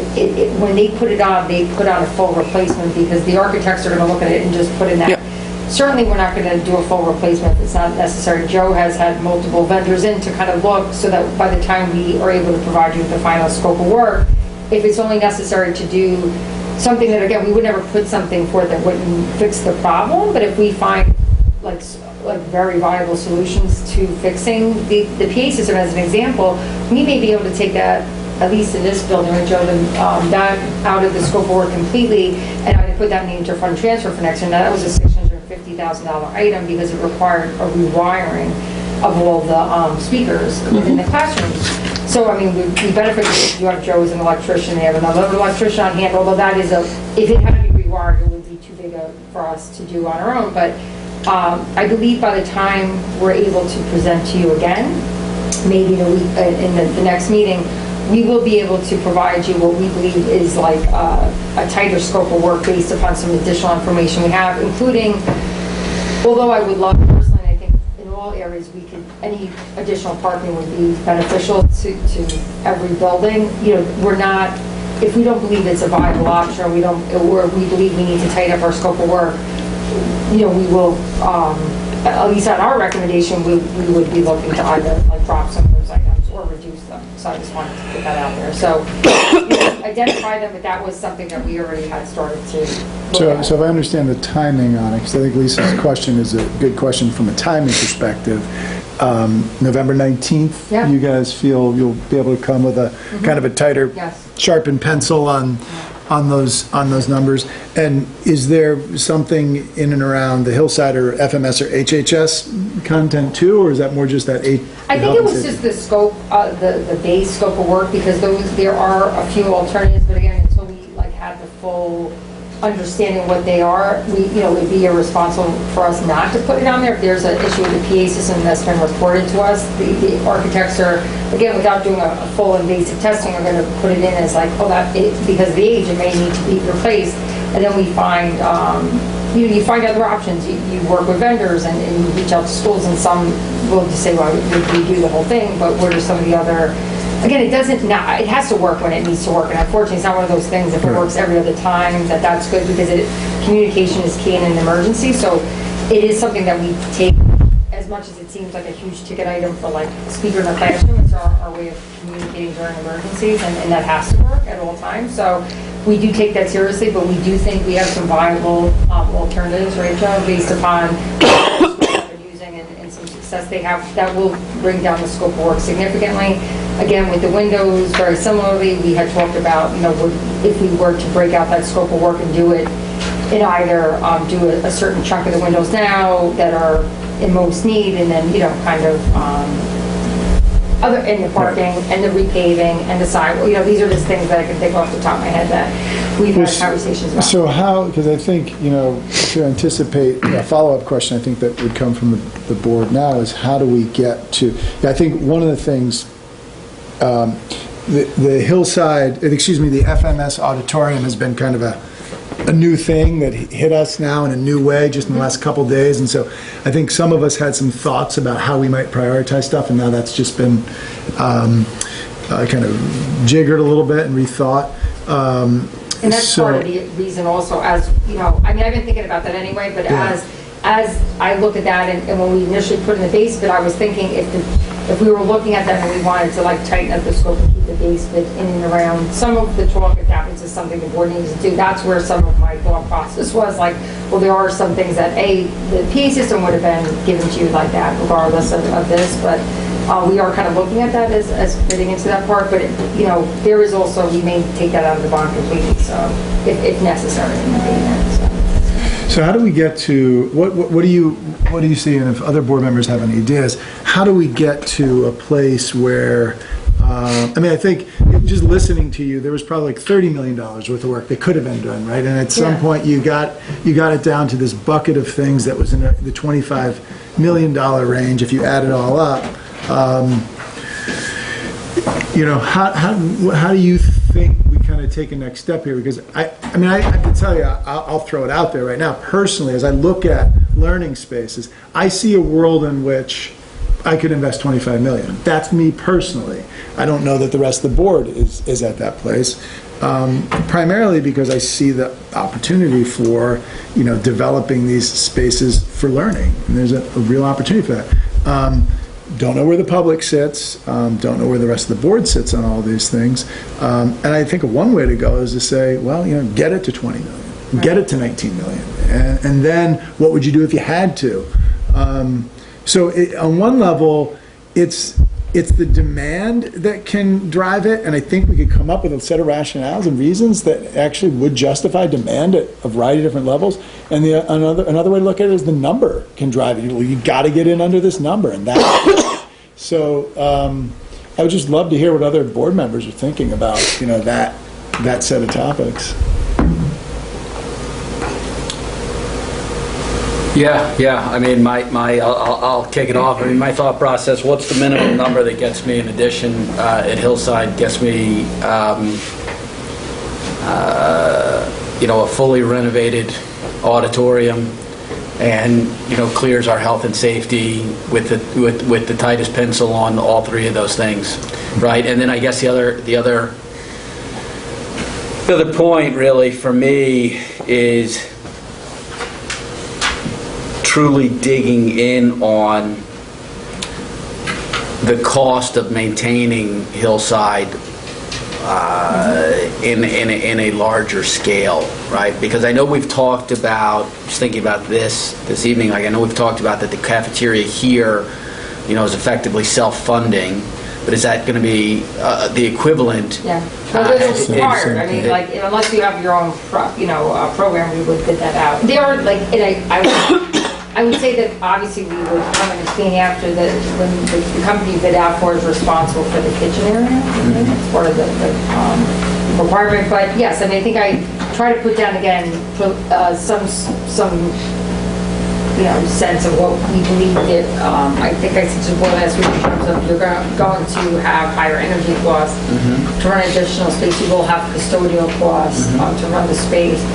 The cafeteria, I believe, because of the way cafeteria is run, there'd be no rationale for why it would not be self-funding, because that's how all cafeterias, unless we don't have that situation here. Like some districts actually run their own with their own staff, and then you have like a union contract with them, but most schools in Westchester, like ourselves, do bid out that as part of the food service. So there's in your bid itself, it has a requirement that so the FMS food service that we do not pay, so that's part of it. But it would be obviously when you add space, then you're maintaining new space. Like in addition to just the cost of it, eventually that roof will go, right? You're going to have long-term costs associated with any additional space you take on, right? Again, it wouldn't be for 25 years, but as I'm just thinking through it, those are the things that come to mind. But I think we will have an increase of energy costs and some additional custodial maintenance that is going to be required there. And I guess whatever cleaning products, I'm just thinking out through, if I didn't include that, probably any type of supplies that would be needed to clean the space. And obviously you would have an upfront cost of any space that you add, even it would be the same, I guess, in the middle school auditorium, if we need to buy furniture and things like that, that's also a cost. Yeah. So I'm sorry, and this last thing I'll say, I didn't mean to cut you off, but I guess the way I think about it is we haven't made as a district, a material investment in the physical plant in multiple decades. And I just think as the world has developed and as technology's changed and as education's changed, it's not going to get easier next year or the year after or the year after to make an investment in your physical space and the learning experience that kids are going to have, right? So this is and if we know that that's the case, and if we know that the educational experience of students that make their way through this district will improve on this investment, then it's a hard ask. It's going to be a hard ask. We're not going to get away from it being a hard ask of our community, but where I come out is it's in the long-term interest of students, and I don't think we're doing anything, and I think this has been true of Hastings in the decade that I've lived here. I think hopefully it will continue to be true of Hastings for many decades to come.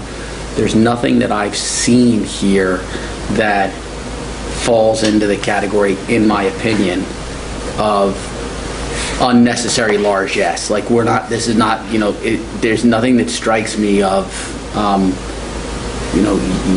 unique, white glove limousine service to students. This is just what we're talking about is, sort of comprehensive education, in a high-performing district.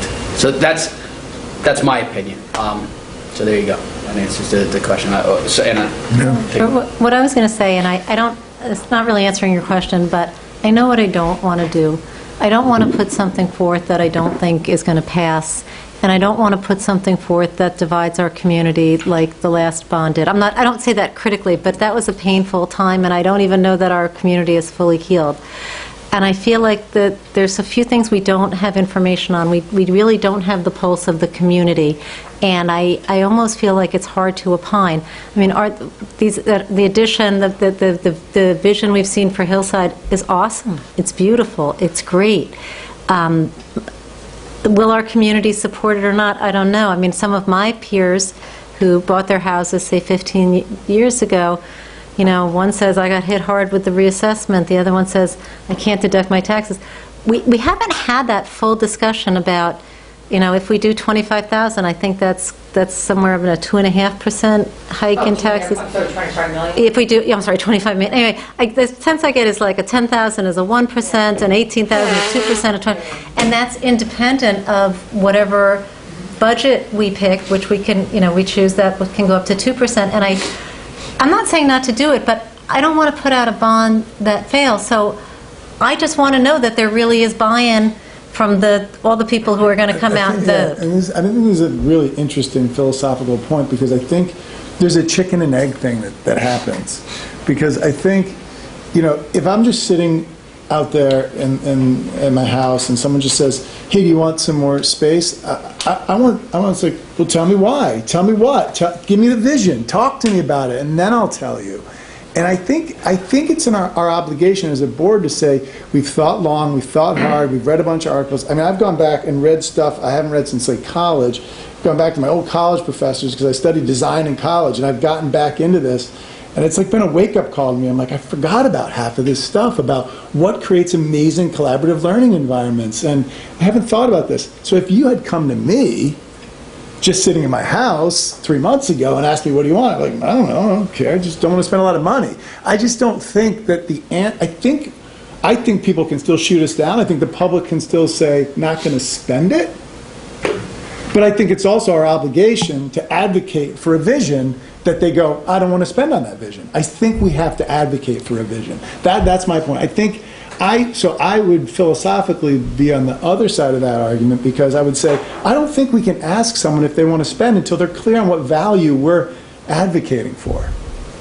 That's my point of view on that. Well, if we're going to talk about vision in terms of the scope of work for the bond, then I think we also have to just look back and what we're considering that base bit as well, other than the must-dos, because then we're going back to what Lisa's comment was is parking lot a part of the vision for what students are going to be performing at? So I think we're having a lot of interesting conversations, but in talking about what is our vision for the schools and program, I think we have to look more closely at some of those items as a whole together to see what our agreement is on those first. Well, and I agree with that point, which is, I guess, with that, for me personally, ties back to that idea, but what's the minimum dollar amount we can get to for the key things? So at a personal Yeah, I level, think the vision and the minimum, that can go together. when I think about at a personal level, when I think about, say, Hillside, what's captivated my interest is this idea of moving the library from sort of a far corner that's sort of basically dark and separate to the library being the center of the school that you literally walk into, you go left, and now it's multiple access points and it takes over the existing cafe. It just sort of changes your elementary K through 4 library experience. And that's kind of the foundation, of learning. So there's all this work there taking place now around literacy, and if the library is elevated that much more, and there's now opportunities to really be in the library and as a, kind of a fault. You get my point. Right? So the cafeteria, I mean, yes, as parents, we no longer have to make lunches. Well, that won't help me. My kids will be long gone. So, but that's not really the visionary. point. It's not visionary. What that does is it just creates this space and allows this whole other set of education to take place there.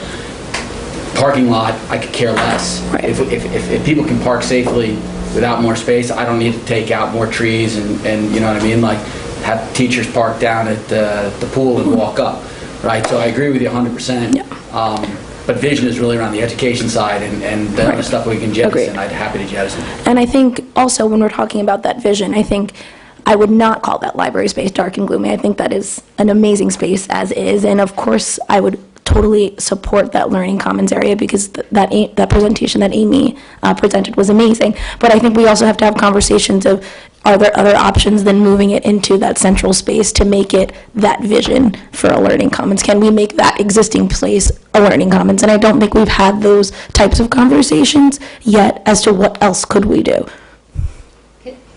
Just as you guys are talking about Hillside, I don't know if it's worthwhile to kind of talk about the immediacy of like some of the issues there, because I do think, again, and just for the board to think about, because I know we were talking about like what are we doing for next year, and we have identified that we're going to have a need to make some changes next year. And right now, just again, the board will have to start thinking, give us some sense of direction. I mean, some of the options for gaining additional space will be to increase your class size.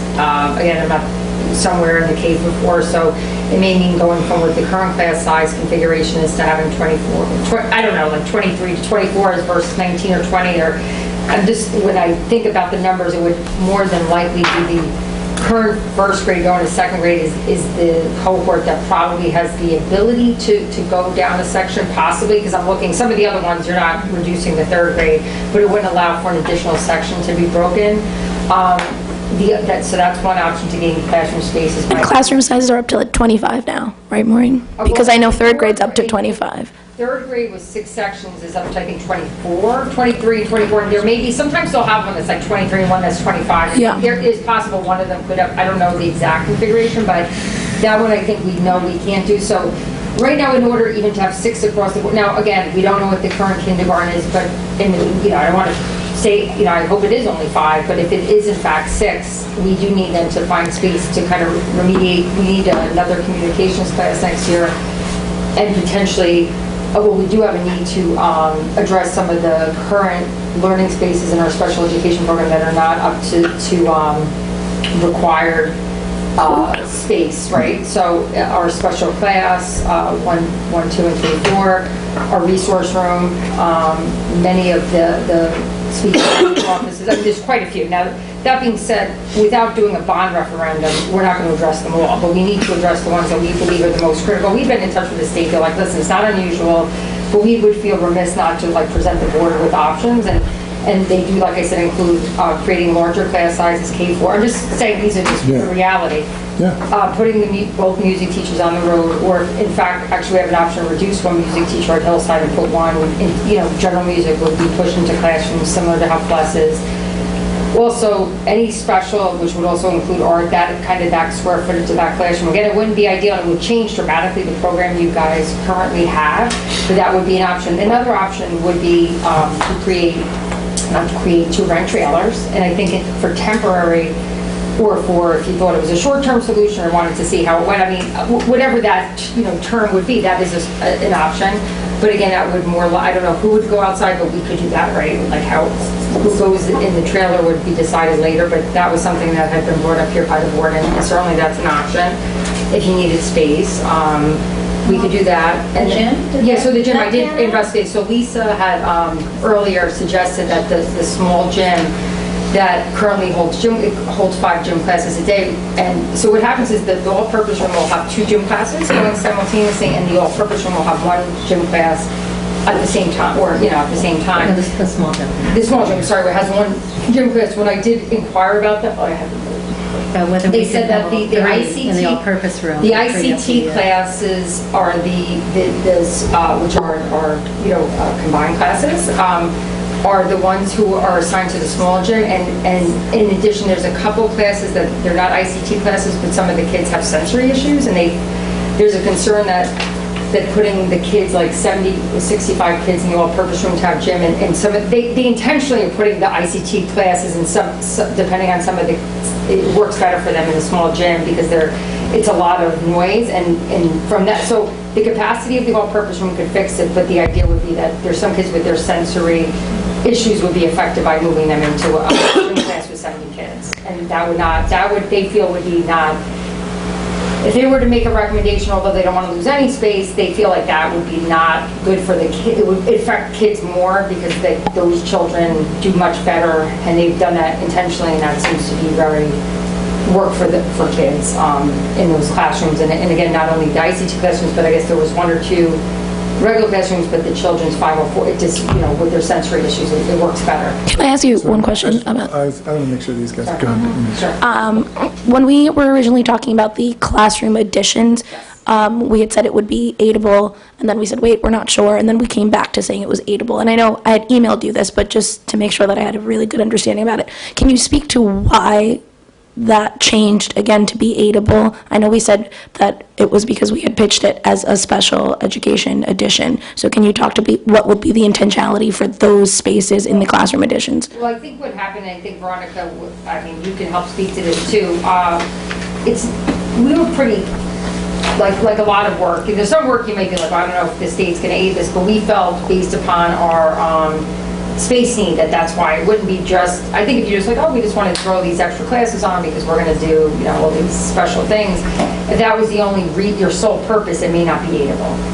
Veronica at one point had a conversation late in the game, a day before and that was right before we came to a board meeting, and I was concerned because the person there was like, well, I don't know, I'm looking at your map that I have in front of me, and it looks as though, like, why, they couldn't. She was questioning that you appeared to have a kitchen and a cafeteria, when technically you don't have a kitchen or a cafeteria. You have a multi-purpose room and a pantry. And so she was... But even the classroom, so I know that in your packet this week, Charlie sent you, when you see that needs assessment thing, that was something, after speaking then to another supervisor at the state, and this is from Veronica, she was like, they were like, why would the person tell you that? Like, this totally could be able, you don't have a cafeteria, you don't have a kitchen, but that like kitchen area that's in the cafe, that like stove, on our floor plans, it says like, kitchen, I think, so they thought it was like a kitchen. So based upon what that person was looking at them at 4 o'clock in the evening, they were like, well, that's not going to be aidable. And then they also gave us We spoke to her supervisor. The ratio of how the state views space, right? So there's special ed classrooms, there's gen ed classrooms. The state, unfortunately, thinks we should have 27 kids in a class. And when we looked at it holistically, we have multiple things. We have K through, I think, 3, we were within the range of where we could say, oh, we're allowed to have these sections in order to like prove that we need more space. So they're saying I think it was like K1 to 23 students per section, and then whatever the ratio was. It went up for 24. So we felt like we didn't have like 12 kids in the class, and if we in fact hadn't broken the section, we would be above 23. So we were good. I'm like, okay, well that works. And then And then we had the fourth grade, which in their estimation probably would say, you don't need you need like one less classroom. Then we started to look at our special ed spaces and we're like, okay, what is the square foot? So when we started to map everything out and get further into the investigation, then when we spoke to the person at the state, they're like, you just have to submit all the paperwork because we want to have like that pre-approval, like we got everything, looks good. If there's any questions that need to be addressed now, we'd rather do that. So by the time the board goes to the voters, they can say with like all certainty, you know, this is aidable. I mean, quite frankly, most people, and Veronica, you can correct me, it's all the time, like people just go, like they don't do all this kind of That's correct. work. But we're doing it so because I felt uncomfortable after that initial person. I was like, can we just have it like Right. But we did get, I mean, this other person who's the other individual supervisor was like apologetic, was like maybe a personal apology, or maybe like they were very upset that that was what was said. So what's on that plan for those 4 classrooms that the state is now saying, yes, that's You aidable? have to look at the whole building. So That's correct. When we look at our whole building, it's not about, they don't care who is in those 4 classrooms. We have to improve the space of the whole building. What do you have existing? What do you need to, what are your classes, you know, what are your overall, and actually, I didn't even include that we would have an increase of enrollment. I just did it like based upon what current enrollment is. When did it come out? That it's aidable? It came out that we are short classrooms, which in fact then by demonstrating a need, because, you know, it doesn't really matter who goes and what, it's almost like I said, the middle school auditorium, it's like the semantics of where it doesn't matter, the reality is we need a room for it. Right. So it's the same thing there, like, we currently have a situation that we've spoken about here. And again, this is where the board, I ask of you, you know, after tonight to mull it over and come back with us, what is the recommendation you want to do for next year? Because we have to do something to move forward that is not going to fully fix the current space issue, but it'll move us closer to compliance. But we will still be short in some of those classrooms. And I don't think long-term we want our music teachers to not have a classroom or a class or our art teachers. So like that's where we are today. Unless the enrollment goes down, I don't know what else. I mean, we welcome you, like we said, like, to come back up and look at this space, but it just is what it is, Veronica. I mean, I don't know if you want to speak to it any further. I mean, we looked at the stage in the all-purpose room about taking it, because I guess that was suggested by someone to use it as an instructional space. I don't think it's a great space to have kids, but if we were to use it, we should. Yeah, there's certain requirements, certain renovations that would be required to be made in order to make that an educational space, the existing stage. And it can only really be used because it's under, what is it, 500 square feet. It could only be used as something that would support special ed. And the concern was like the noise in the all-purpose room. If we did speech in there, I don't think it would work. So again, we're kind of, we have a few options to get some of the speech and language. And the other thing I was talking to Joe about today, a lot of what happens, I guess, with the space in Hillside, so the music classes, a lot of classes occur at the same time as specials, and to allow for common teacher planning time. So that affects the schedule, and I think one of the things I thought, I don't know if the board thinks it may be helpful, we could bring in a scheduling person, which I think we've talked about, like K-12, because maybe if we had someone look at our schedule K-12, they would help us like with our space utilization. I don't know, Veronica, have you seen many districts look at that? Because I mean, we're kind of at a point, we don't have an answer for it other than what I said tonight. So a couple things. So yes, we've worked with districts who have hired separate scheduling companies to work with them. So that definitely makes sense. In regards to your question, Nanisha, about the what the new classrooms would be, as Maureen said, it doesn't matter whether or not those are defined as, you know, special education classrooms now or general ed. It's more that you would have that space to accommodate the overall program within the building. So you have flexibility with that. I'd just like to add that in doing the strategic planning exercise over at the K4, there's a lot of angst on the part of the faculty just about this topic of the specials and things having to go on carts and the general cramped quarters that they're working in. I want to make sure that we kind of gave everyone an opportunity to talk about their big thoughts and ideas, Lauren and... Well, as we've begun talking about the bond, it's become overwhelming to discover surprises related to space and program. For example, last board meeting on the 22nd, we discovered the student learning and support spaces in Hillside were not necessarily in compliance. And today at our board meeting, we're discovering that there's potential health and safety problems, risks in the auditorium space. So I think that clearly the spaces we have don't address our current needs, and they don't address the future educational needs of our district. We don't have a lot of voices saying that they're taking a stand, that what we have isn't good enough. We have a lot of people making do, and I don't think that's good enough. As a board, we have an opportunity to champion spaces that support our students in their learning, and with intention, and we have a chance to stand for a vision with this bond. Separately, there are potential creative solutions related to Hillside program that we're not hearing about yet, regarding the music program or art program. And for example, I've worked at a school where half students attend a special at a time.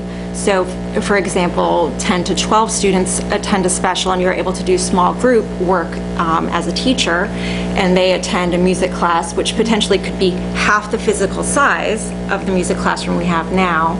So we could break a specialist classroom into 2 spaces if half a class is attending a special at a time.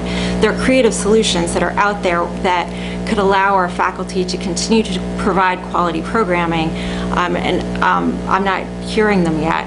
I'd like to be able to get to that discussion as well.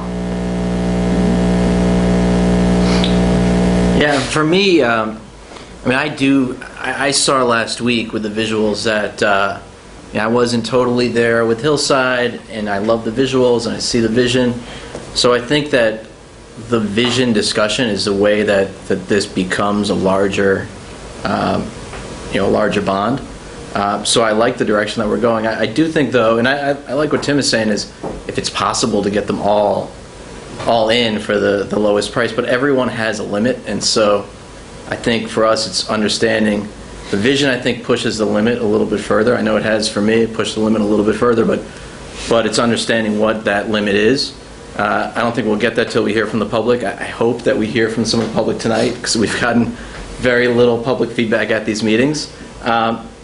My sense, and I could be totally wrong, but my sense is that around 15 million is where we get to a yes. I feel like a 20 million is a big psychological hurdle, and I could be wrong, but that's my sense. So then I back into what can we get for around that amount, and that's the way I'm viewing it right now. I'd love to do everything that we've heard about, but the reality is that we're only going to do what passes in the vote. So we need to, to Lisa's point, we need to get this community feedback. But I think that the vision pushes the limit and the boundary a little bit more. So that's my sense of where this is that right around that mid-teens, 15, 16, 17. I feel like the 2 is a big psychological hurdle, but I'm hoping that we get some feedback tonight to start the feedback process.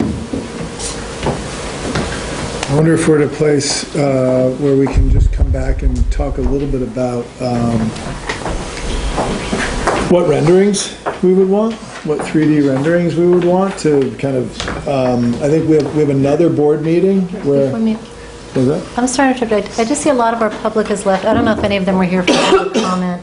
Should we, should we offer public comment? I just feel terrible keeping everybody so long.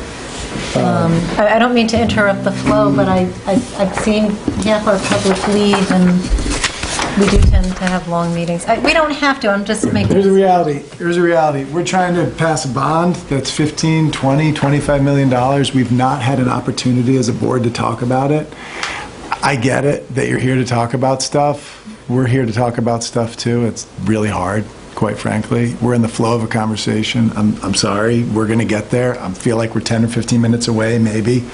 And it's only 9:20. If it was 10:20, that would be a different thing. I apologize if someone's got a problem. I don't know what to say, quite frankly. So back to this idea of the renderings. I actually think that you mentioned the learning space. I actually found the learning space to be exciting, And I actually think that's part of the vision, even though it's not technically part of the bond. It doesn't happen unless the bond happens. So I actually think it does play a role into whether people care about building the cafetorium. So I actually think that as a rendering, it's probably the most powerful reason for doing anything at Hillside, personally. So when you say renderings, cafetorium and FMS? The learning. In the learning. It's really the learning commons. It's The really architects wouldn't be necessarily in on that project. That would be coming from. Maybe we don't need a rendering, but those images that Amy showed, I mean, maybe those are the images, because those were kind of renderings anyway. But we do need a rendering of the cafetorium. Well, I mean, that's actually a whole different way to go, which is not spending the money and you can just, it's kind of stock pictures. Well, I think there's I think the exterior space, we talked about what Veronica said, and so you've got, interior view, exterior view, interior view of the auditorium here. I think at a minimum we're talking about the exterior view, just to get your brains around what Hillside is going to look like in a larger form. I think that's just I agree that a cafetorium is not the most exciting interior thing to see, but ultimately really it's the larger, it's what we get, it's the flexibility you get in terms of additional classrooms and a learning commons and otherwise. So, the need for the interior view of the cafetorium standalone, I'm not sure it's kind of, I could take it or leave it. I don't think it really drives the discussion that well in a broader sense. And then, of course, the interior view of the auditorium, I think, is critical, whether it's going to be done with abatement and additional work is going to be done from reserves and operating funds or not. I think it's kind of neither here nor there. If we're going out to have a community discussion around the future space in the district, I think the community needs to be on board with the massive amount of square footage that's going unused in this building and the potential for using it well. So I'd say that those two, from my view, are the two necessaries. Exterior of Hillside, interior of the auditorium here. If we go with some stock footage to give some sort of context around the potential of a learning commons, I'd be fine with that too. I don't have strong feelings on it either. I agree with you. I don't necessarily think that interior rendering of a cafeteria would provide much knowledge to the community at the cost that we're considering. So you think renderings are a good idea in general? Yeah, 100%. I don't think you can have a community forum without being able to anchor it in some kind of visual understanding of what we're talking about and why we're asking for a shared burden of funding it. So it sounds like FMS auditorium and something at Hillside. The exterior? Exterior? What do you think? Keep in mind, the guess that could work. cafetorium rendering doesn't have to be kids eating. There's other uses for that space, and I think that's the vision aspect. I think we did have the exterior. I mean, I don't know how much different a rendering would be from the plans that you showed of the exterior. Yeah, the drawing is just an elevation. A rendering would look much different. You'd have more context of what it really is going to look like on the We site. could potentially just use elevations too. I mean, if you were doing, for example, a 3D rendering of the cafeteria space showing a concert or a class performance or something like that, so people could see the full use of space as opposed to just kids eating, I think that might provide the kind of visual and vision that would impact the community. So it sounds like 2 is a good number. Maybe we'll just hash out and what that looks like and just talks amongst ourselves. How close can we get just using elevations for the exterior? If you guys go a few slides into the PowerPoint, Yeah. I still have the elevation, the preliminary elevations in here. It's almost towards the end. Oh, okay. Sorry.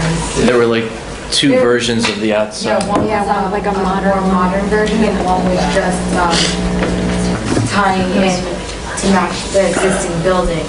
But that's how far the elevation could take you. I could put a couple of trees in it, but the rendering almost paints a photographic picture of what the space would look like. Yeah. In 3 dimensions. In 3 dimensions, yeah. So And it captures the entire footprint of, Yeah, so like, it would almost be like a rendering, it would show it to you on an angle, so you would see the long side and the short side, as well as you would also see part of the existing building. Yeah. Yeah.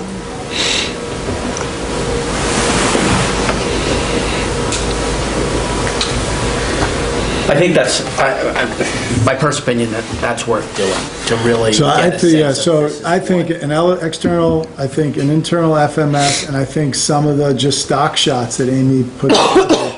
It's not really the bond, but it shows what opens up as a possibility in the bond. It could be very powerful. In the auditorium, right? Middle school. Middle school auditorium, yeah. Okay. So I think the key with the auditorium, middle school, is that mezzanine section as well. Yeah. Make sure that it shows the vertical Yeah, space. that was very, Yes, we can certainly yeah. do an interior rendering of that.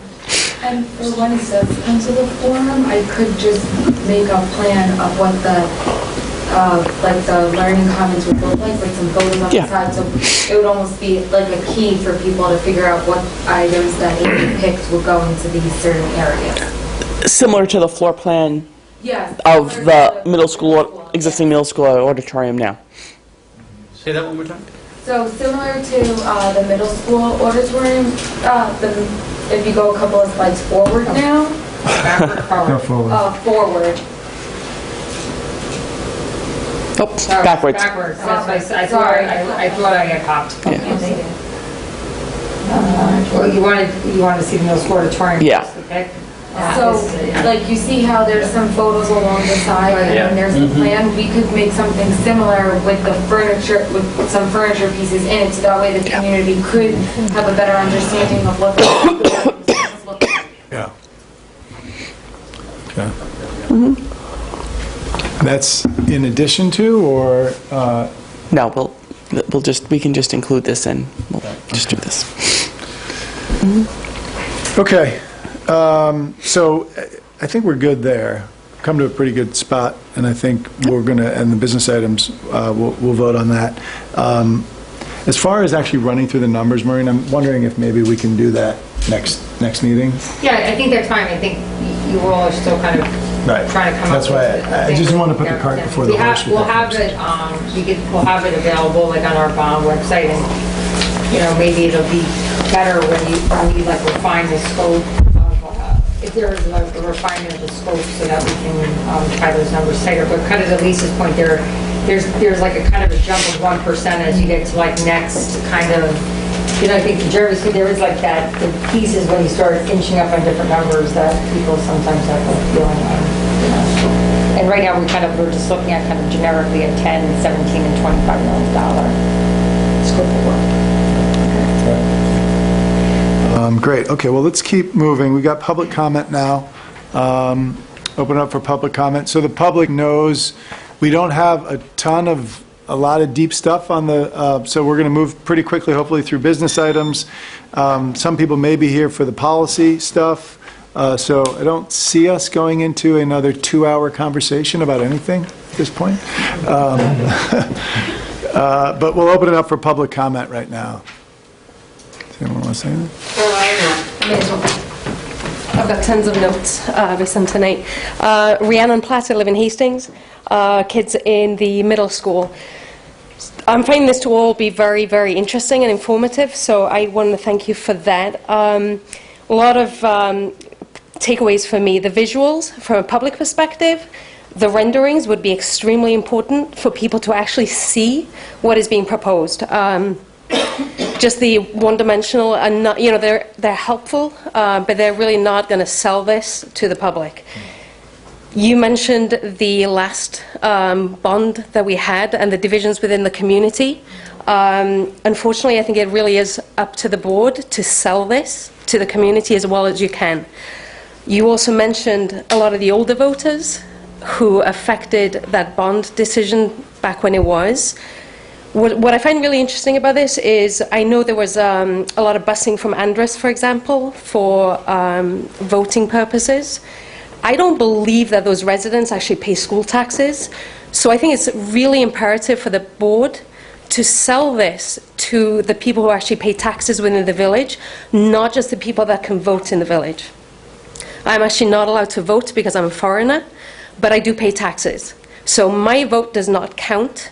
But I also know that there are people in the village who vote but who do not pay school taxes. So we have to really balance that out in terms of how you sell this to the public.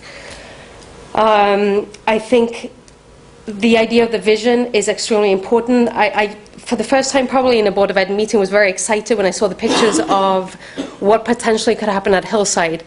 Talking to 2 8th graders tonight about the auditorium, they were very interested in the idea that it could be used general purpose learning, that they could be there. They were concerned about the aids, which is really not relevant for anybody, but they were very excited about the idea that they could have a space that could be used to go there and sit with friends and learn or study or do whatever they wanted. They made some very interesting comments about the last bond, which ties in again to the people that are voting and how you sell this to people. We have fields that are not usable. One of the girls mentioned field hockey. Games being cancelled because Burke is too wet. You have a child that plays modified soccer, as do I. Practices get cancelled constantly.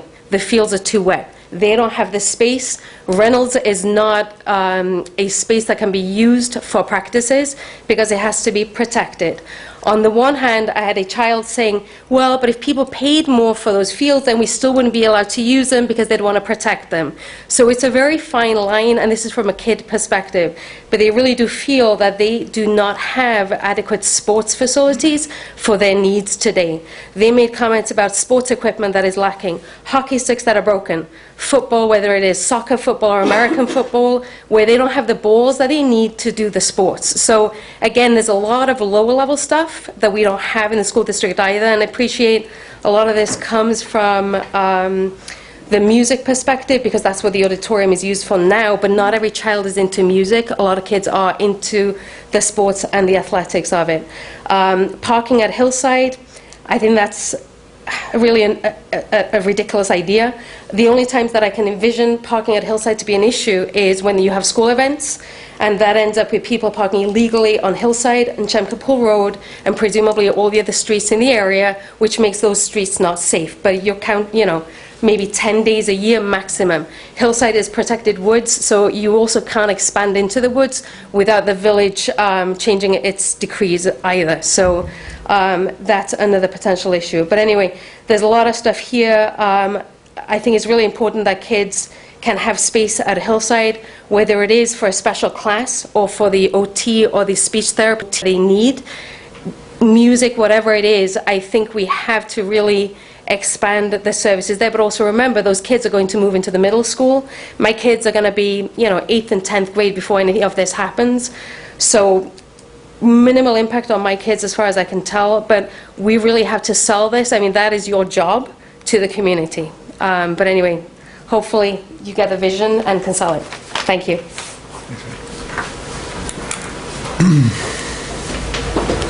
Other comments now?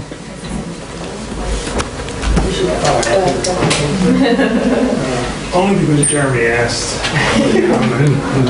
Because I'm not sure how much more there's new to say. But there's a lot of conversation about tactics, and Rob McQueen, live in Hastings, a lot about tactics, and I know we have to talk about tactics because at some point you're going to talk about where the money's being spent. I'm going to just say what I said a couple of weeks ago, and I know we're all kind of repetitive at these type of meetings, but I love the decision tree conversation, and I think there has to be more of that. What happens if we do this? I love the vision and the innovation conversation. I think strategically, you're the policy-making body. Where the principals come in and where the superintendent comes in and other leadership in terms of the tactical elements that need to be applied off of that policy and strategy and vision, I'm not sure how that exactly works. I'm not sure the community is. I think we all get confused by it. But the policy should be set that we want to have a school of learning and not of teaching or whatever the language wants to be, that we need facilities that enable that, and that we're willing to put X amount of dollars into that from the bond. Again, the selling of it, absolutely. I've talked to a lot of you about the fact that I would put my hand up on trying to help with that. You should have a marketing plan. It should be thought of like we would in a professional element of how do you communicate most effectively to the market what you're trying to sell. So, there's a ton of people in this community that could do that with us. But the strategy, the vision, the policy, it's still lacking a little bit. Do we want to be an innovative school district? Do we want to be ahead of the curve? Are we looking for what we need in 10 years? Because if we go another couple of decades before we put money into these facilities again, we're going to be behind the 8 ball again. So I just would like to hear, the comment that I would just have is over the next 2 weeks, how much of that do we consider? How much of that vision, how much of that forward thinking should we be thinking of in terms of setting that strategy and that vision? The tactics, the parking lots, the other things, absolutely are going to need to be discussed. But what do we want to be as a district? There's not a lot of that being discussed right now. Where do we want our community to be positioned and thought of? I see $57 million from Pelham. I assume that's because they're replacing one of their elementary schools. But wow, that's a big number. I see $17 or $20 million in Irvington and other surrounding. People are putting money into their school district. We need to put money into our school district. And I would just ask, not just for the mandatory health and safety, what is the vision? What are the innovative things we're going to do? And I think, Lauren, you said a lot of things that make a lot of sense about where this district should go and how we should be thinking about things. Where are the principals' proposals on how to be creative with the use of our space, like you just talked about? Those are things that as I sit in every meeting, I just miss it. And we got to get there at some point, or we're not going to sell the bond in, because people aren't going to have any idea why we're asking for that money. One last thing would be, instead of $20 million or $15 million, I'd look at the $500 average tax increase, or the $400. I think 500 is a number on the average cost per house of an increase in taxes. That would probably be the threshold that a lot of the people that I've spoken to will talk about, more than they'll talk about the 20 million or 17 million. So it's just an option for you to think about as we think about where we're going to ask it to come in, whether it's 19 or whatever, is what will the tax burden be, assuming the 42.5%. Thanks. Yeah, thanks, Rob. Thank you.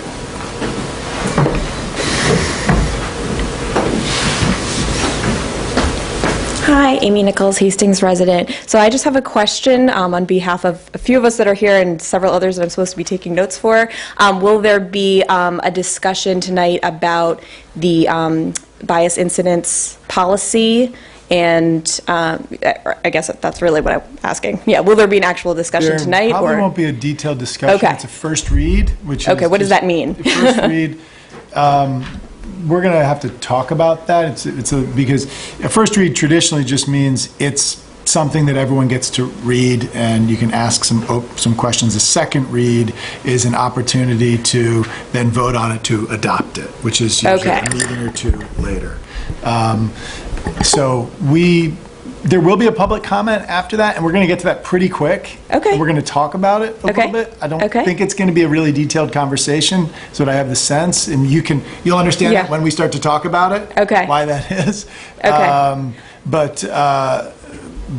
But that's what a policy first read and second read is. Okay. I just wanted to add, I had actually written, I was on a policy committee the first year, and I wrote to Lauren and Anisha, who are policy committee members, asking that we have a discussion, but that we don't consider it a first read, because, I mean, we'll talk about this later, in my opinion, it has a lot more work that needs to be done, and in my experience on the board, when we've submitted something as a first read, we've pretty much signed off on it, so those first and second read opportunities are very important, so I'd hate to sacrifice one on something that really does not pass muster to be. You can always do a third read also, only doing a first and second read on it. We're not by our policy doesn't, I think we have a policy on policies.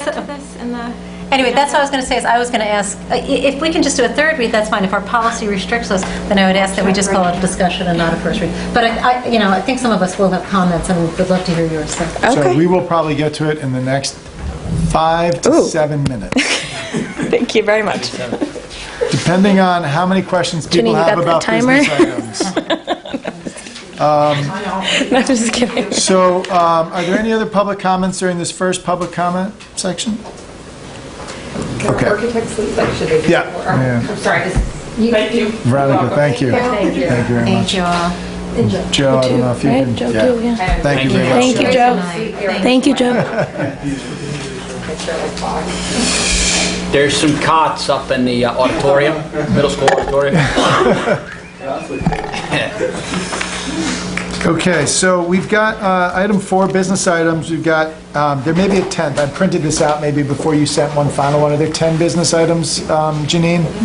Okay, so there's 10 business items. I think a 10th was sent around late by Janine. It was an addendum that we had on the contract. Okay. Does anybody have any questions about the business items? It's on the H2M proposal. What do we decide, 2 or 3? Because it's for 3, so if we do 2, then it should be less price. Yes, I think 2. So can we just get it modified? Yep. So Janine, I So will we take that out now? updated. Well, let's vote on it with the contingency that it's down to Contingency, 2. You could just verbally say that, Yeah. and then we'll update the attachment on there, so we'll note it in the minutes that it's that proposal, which is for 2 as opposed to the 3. Does anybody else have any further questions about business items? No. Okay. Do I have a motion to accept business items 1 through 10? So moved. A second? Second. All in favor? Okay. And that is with the caveat, which we just mentioned, Janine, that we move number 3 down to 2 exterior renderings. Okay. B, placement for services for CSE. That's a C actually now. I'm sorry, just now. Because the addendum was big. Did you say that? Okay, yeah. See, I printed this out before as I was moving stuff. And you Okay, did do the C. C, right? What was B? It was. B was the addendum. It was 10, okay. Oh, I thought that was 10. Contract for Okay. national So, the contract for, let me just bring it up here. But I guess you did it, Lauren, you said you did 10, 1 to 10, okay, that's fine. I said 1 to 10, though. It wasn't numbered right, but Okay, you sorry. got it, though? We're good, we're Okay. good. Sorry. Okay. So C, placement for CSE. Do I have a motion to accept these placements? So moved. And a second? Okay, all in favor? Okay, personnel. We can take personnel A through D. Does anybody have any questions about personnel A through D? Some of these were repetitive. Has that We been did fixed? fix it, Lisa, yeah, we went in. I think because they were copy and paste, like when we sent them. they That's didn't have- fine. Yeah, thank you, I let Janine know. And I do have just one Sure. quick question. I see that we have a volunteer for varsity girls Yes. basketball. That's an additional cost. That's what I was going to say. Okay, so that's He in was addition interested to our... in- yeah. No, so he's just a nice person who's helping out and all that? Yeah, and he's known kind of to, I think he may even be an original, I know who he is, just I happen to know who he is, but he is a person that's known to the CYO program. No, great, okay, so we... Additional folks that we took them. Okay, do I have a motion to accept items 5A through D? So moved. And a second? All in favor? Okay.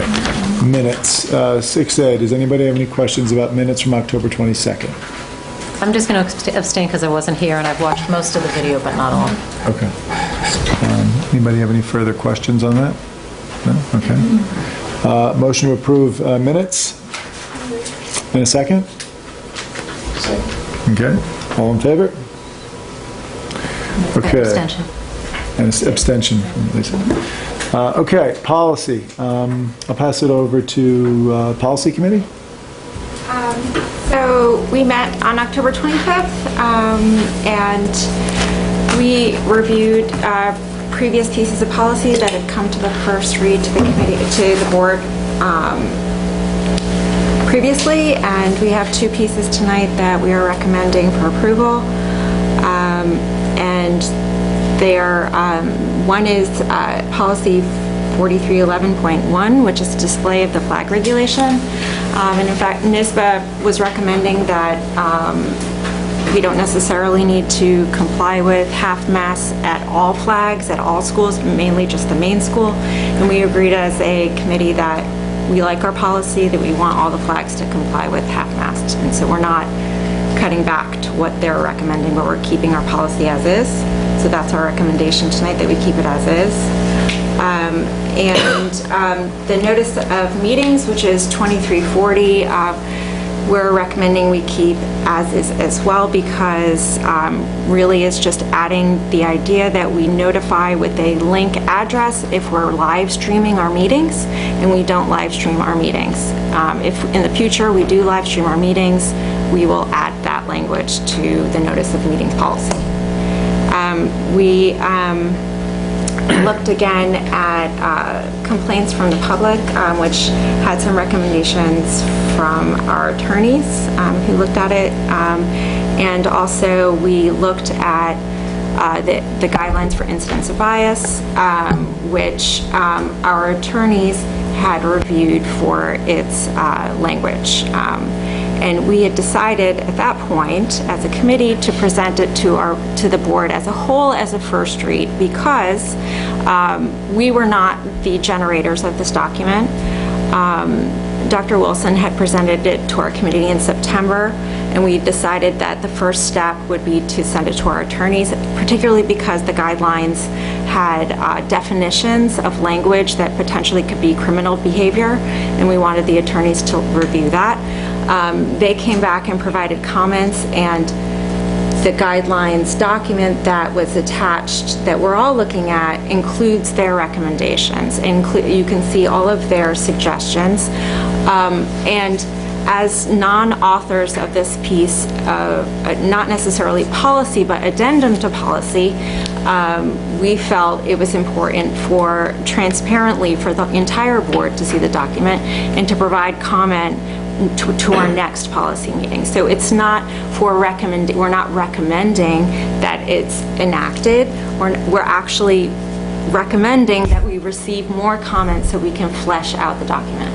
Okay, so let's just pause on that for 1 second, because I want to just vote on the second read policies right now first. So not the incidents of bias. No. Yeah, just the, so policy 4311, which is the flag, and the other one was the notice of meetings. So those are the second read ones. Does anybody have, before we get into what was just brought up, does anyone have any questions about those two policies?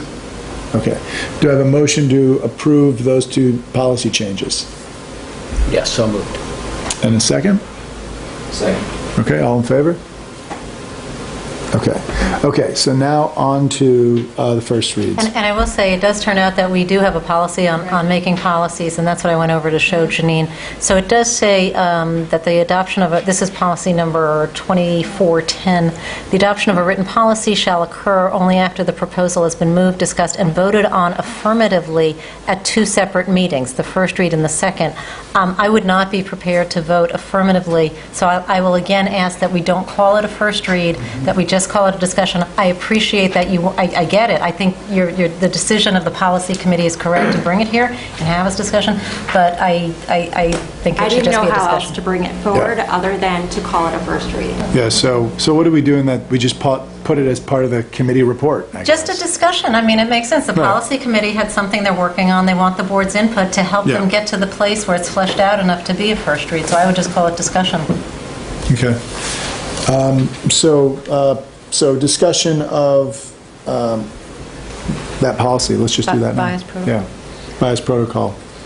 So I will comment. I was a member of the Diesel Committee last year where this was developed, and I mean, I will say what was developed, Tessa Stewart and Jesse Merchant and some community members worked hard, and they really did a lot of heavy lifting for us, and they dug the foundation with heavy shovels, and they created this. But I think we're at the place where we have a framework now, but it needs much more fleshing out. So just to say a few examples, some are bigger than others. We had talked about the word, there's a lot of word tolerance in there, and I think we feel the word acceptance is better. On a much more deeper level, there was one, and I forgive, I don't have the document in front of me, I left it at home, but one of the response items that was in there was develop a response plan, and it's a little circular. I think we really need to spell that out rather than kind of putting that as part of the response. Another thing that was in there was it says that when the incident gets brought to the administrator, that ultimately the district leader makes the plan on how to proceed. I would recommend that we discuss that and perhaps change that. Our district leader, as far as I've been here, I'm going to say probably for the past 25 years, has been, not a person of color, not a woman. We've had white men, and I think that in developing the plan to go forward when there's an incident, we probably need a committee that's representative because, well, for all the obvious reasons. There are some committees in there. There are 3, I think, a bias incident, I forget the other 2, but they need definition on how they would be, how they would be composed. And I feel like there was one other thing that I can't remember. But there's a lot in there that I felt really needs more. Oh, I know. That we really talked about how we didn't want this to be punitive, that the idea was to educate and grow and embrace, and I don't know that that's fully reflected in there. So those are just things that caught me when I read it. So it's... Thank you. I'll stop talking. Some of the things that came up in committee discussion in the 2 meetings that we had were how our current policy of district code of conduct and our policy complaints and grievances by employees those 2 pieces of policy do provide protocol for both students and faculty and other staff members and other people on premises, not necessarily employed by the school, but on premises where an incident might occur and what those steps are. Another piece that we talked about was how, like you said, it's not really educational. We discussed how it didn't necessarily reflect the needs for growth and conversation, particularly for the youngest students of our district, and how we would respond to incidents educationally for the youngest students of the district. I think I'm sorry, I didn't mean to cut you off, but I think one of the issues that we talked about in that initial meeting, since I wasn't at the second policy meeting, was that in the verbiage of those policies that we talked about, it said the consequences could be it's up to the administrator and could be anything from just talking to the person to suspension. So I think what we had talked about, and I still feel strongly about, is that we need specific language on how to specifically deal with these incidents in our policy. I also want to add that I don't know if, we created a new position, the Director of Diversity, this year with Janice Mateo Toledo, and I very much want her to be involved in this, and I don't know if she has at this point, but I think her input would be critical. From what I know that she hasn't, but I think I wholeheartedly agree, but remember, she is only point to release, so she has a wealth of things that she needs to do as well, but I'm sure she would be happy to work on it as well. So I guess the question is, does the policy committee feel ready to take on the next step of this, or is there support, or is it a different group, or other, I would encourage people to provide input, whether it's folks from the board or people that are reading the document, to provide comment, and we will synthesize that in the next version that we work on. And I know the diesel meeting is going to be meeting soon, so maybe we can take it to that committee and say, hey, Janice, who is going to be chairing that, is this something that you think should continue to work on in diesel meetings, or should it just live in the policy committee? I think then we can go from there. I mean, my experience of it, because I was on the diesel committee as well last year, is it's a very difficult document for a committee to work on. It really needs to be owned by people, and I think one of the challenges that we had last year was there were no public school districts to go to that had this vetted out, and so it was really kind of pioneering work, which is I think what made it really challenging and time consuming.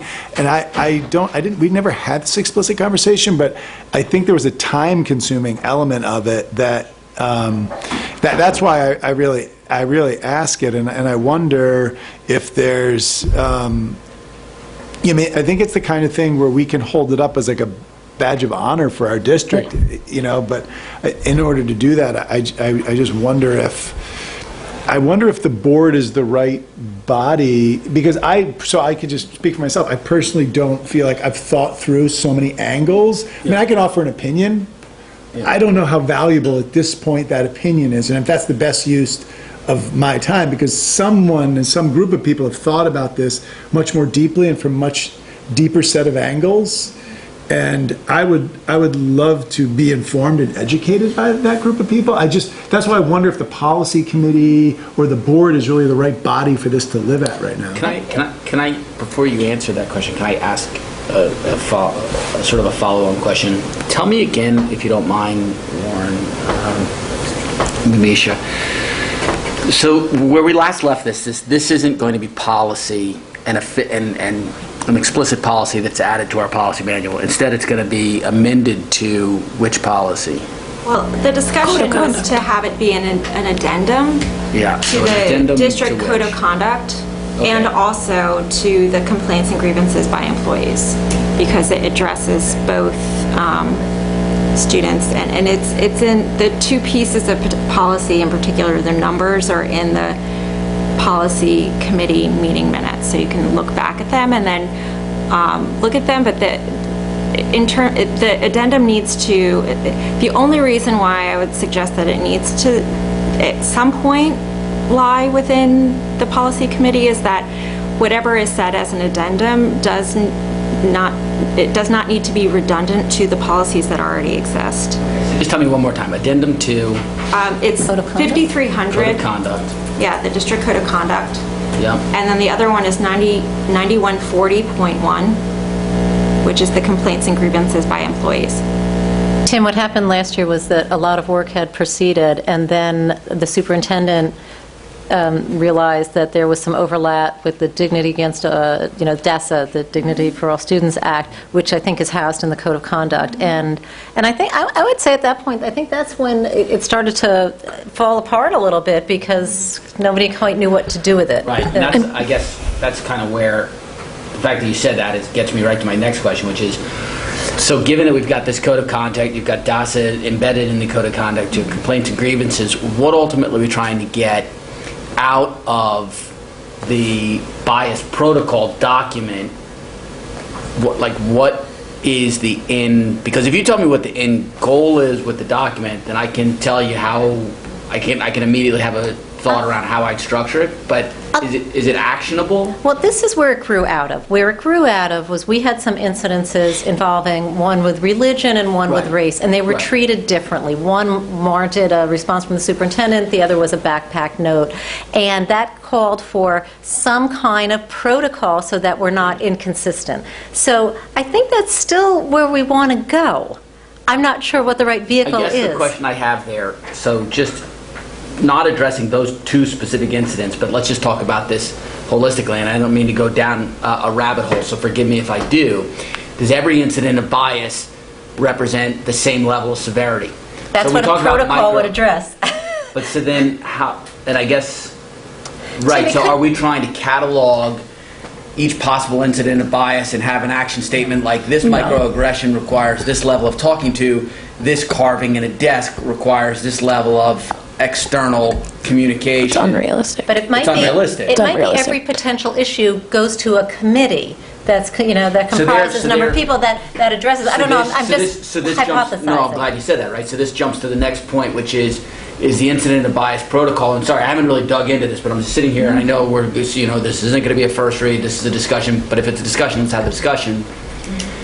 Are we really just getting to the point of it's a committee?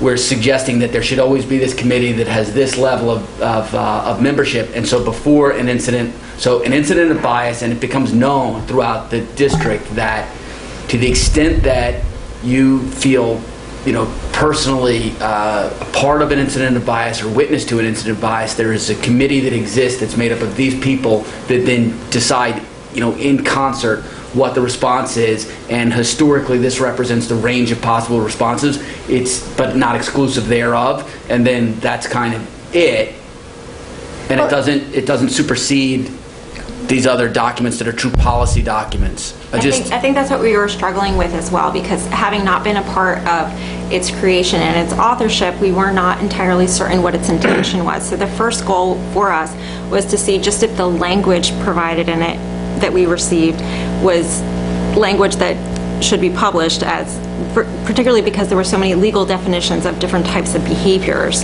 So that's the stage that we're at. That's all we've done with the document that we've received. Yeah. But when we received it from Dr. Wilson in September, we, as a committee, we were not aware, or we didn't feel that we could create what the goal was for the document. Because it was not from our authorship, so. No, that's great. And I will say that this document was created by two very well-intentioned people, but I wouldn't necessarily look to them as the experts in dealing with incidents of race and bias. We have a wealth of community members, faculty members who are very well versed in this, and I think putting it back to the Diesel Committee and talking with those people and saying, how do we want to proceed with that to continue developing this protocol, because that's exactly what it should be, an action plan. So that gets me, exactly what you both just said kind of gets me to, you've got this Diesel Committee coming up, right? And this started with sort of one group of people and one board, and the passage of time has made it harder. But we can acknowledge that we have policies in place that we're really attempting not to supersede, but having a committee approach to it, having a committee approach to how we internally handle incidents of bias and externally communicate around them is an important thing. So if that can kind of go to this next Diesel Committee meeting and say, Thursday, Yeah, Thursday. I think it's during the day, so I won't be there. But if we can kind of get to a point of what we, if before addressing the details of the document, agree to what the document's about. Let me just clarify one thing. When I said committee, that was just me saying it. I don't want to be representative. No, I think it's a great idea. But the other thing I would say is I think the idea, we do want to have some uniformity in response, and that would help that. And we can also add guidance, about, we really talked a lot about making this a positive document and consequences, so we could have guiding principles for this. But again, I'm talking just as a person, not as a representative of others. Just as someone who puts, not in this field, but in other fields, really complex documents like this together, it's not easy. And this is my biggest fear is, like, if it gets just thrown over the Diesel Committee where Janice is a point two, everyone else comes in for an hour, I just have fear that it's not going to have the level. It's why this document is where it is right now. It was a huge struggle. It was brought up at 4 or 5 different Diesel Committee meetings. It couldn't get advanced. It had a lot of just challenges, and I just feel like unless some small group of people wants to take the good work already done and kind of take it across the finish line, I'm just concerned that it's just going to waste another Diesel Committee meeting. Right, no, I hear what you're saying, Doug, but also although I was not on the board and was not a part of the Diesel Committee last year, from what I hear about the Diesel Committee is that it was sort of not as functional as it probably could have, because it was just, hey, these two people are working on that, and it sort of didn't meet until very late in the year. There wasn't a lot of clarity around it. I think now you have, instead of a superintendent chairing that, you have a diversity coordinator chairing that. So that person is bringing that wealth of knowledge to navigate this difficult topic, and has a commitment, I believe, from just our meetings with her, to making this a living document. So I think the frame of this work is changing, and we can't really just live on what happened before, but what we're going to be doing now. One piece of the goal that we speculated also, in addition to response to incidents, would be tracking and historically recording what they were, so that behaviors could be seen district-wide. Is there one grade level where this is happening repeatedly as they've matured through the district? Do we continue to see that same cluster of social group that's responding that way or acting out that way? So having some kind of recording system be part of the guidelines as part of the response. And I guess to your point, complex documents, et cetera, I think this is supposed to be pretty simple. I actually think this is supposed to be pretty easy, and what it winds up being is a framework by which we handle these things that come up consistently and record them. And it's not supposed to be replacing the code of conduct, replacing complaints and grievances, becoming an all-encompassing way of handling every possible case of bias, as much as it's just a structure by which, when they come up, it's handled. Okay. So let's just get to next steps then. What is the next step? I think it's a fair next step to present it to the next Diesel Committee and see if they feel like they can make it into an actionable document, and to take the legal edits that we've now gotten into the document to see if that's helpful, and to hear from them what their perspective is. I think that that's a fair next step. I was going to suggest that maybe even before that, and I know time is a little tight, we reach out to Janice Mateo Toledo and get her take on where she thinks it should go. And also, she may have a fully programmed diesel meeting, and I don't want to, come in at the 11th hour. So I think maybe consult with her as the next step. Okay. Who's on the diesel committee this year? Because it was, you both are? And, okay. I think I was the alternate because a lot of people can't make it. Jody dropped it. That's It's what a tricky time. Right, okay. Okay, so you're both on, so the policy committee will pass it over, and you guys will have that conversation with Janice and follow up from there. Okay. And can you, if you're comfortable with sort of what I'm talking about, sort of running with it being sort of not an all-encompassing document, but much more just like a broad structure of how we're going to, as a district, make sure we handle these things consistently. I would love it to be like a much simpler thing that... Right, if we get into the nitty-gritty, we'll never get it flushed out. Yeah. Thank you. Okay. Moving on. We are at our second public comment.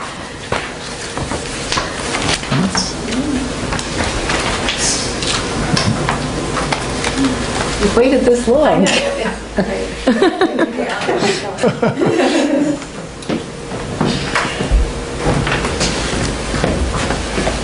Hi, Sarah Rubin, Hastings. So I just wanted to, I was at all those diesel meetings also last year, and it was my understanding that there was that Tony put together a committee that was outside of the diesel meeting committee, right? That actually worked on this protocol, right? TESFA, a few others. I know they involved some students as well.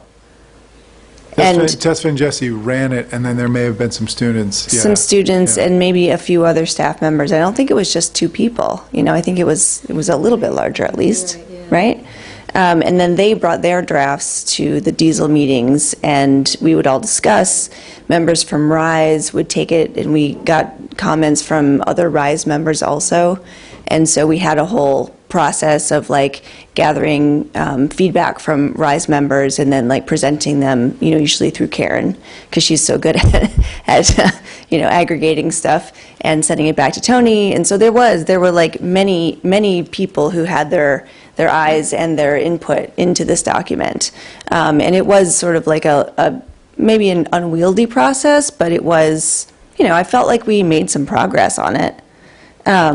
I definitely would, just as somebody who was at all those meetings and had looked at this document a bunch of times, it would be great if that process were allowed to continue, because I think just sort of taking it as an unfinished thing and dropping it in you guys' lap would be even more unwieldy, in my opinion. So I hope that we can continue it and figure out some sort of streamlined way to actually get this to where it wasn't. I'm trying to think back now too, we did have a lot of talks about how, what we wanted this document to actually be. And it needs to be something that, has an educational component. And we had hoped that we could boil it down to something that for all of the different school levels, we could present to the whole entire community so that the kids, the parents, the teachers, everybody would be on the same page as to all right, something happens, here's how we handle this. These are the people that you should go to. If something happens to you or you overhear something and you need it, you need to alert someone, there should be sort of everybody's on the same page about how to manage these things, so that kids also know that they can have a safe place to go or a safe person to talk to, and the staff as well. So I think that should be also a goal for getting to that place. You're reminding me. I think maybe part of what happened is some stuff got lost in the sauce. I think some of the changes that were offered didn't make it into this version. I was looking at this too. old notes that we had. Yeah, I think that this is an old draft. I do not think this was the most recent draft that we came to by the end of the year, so. Yeah. Right.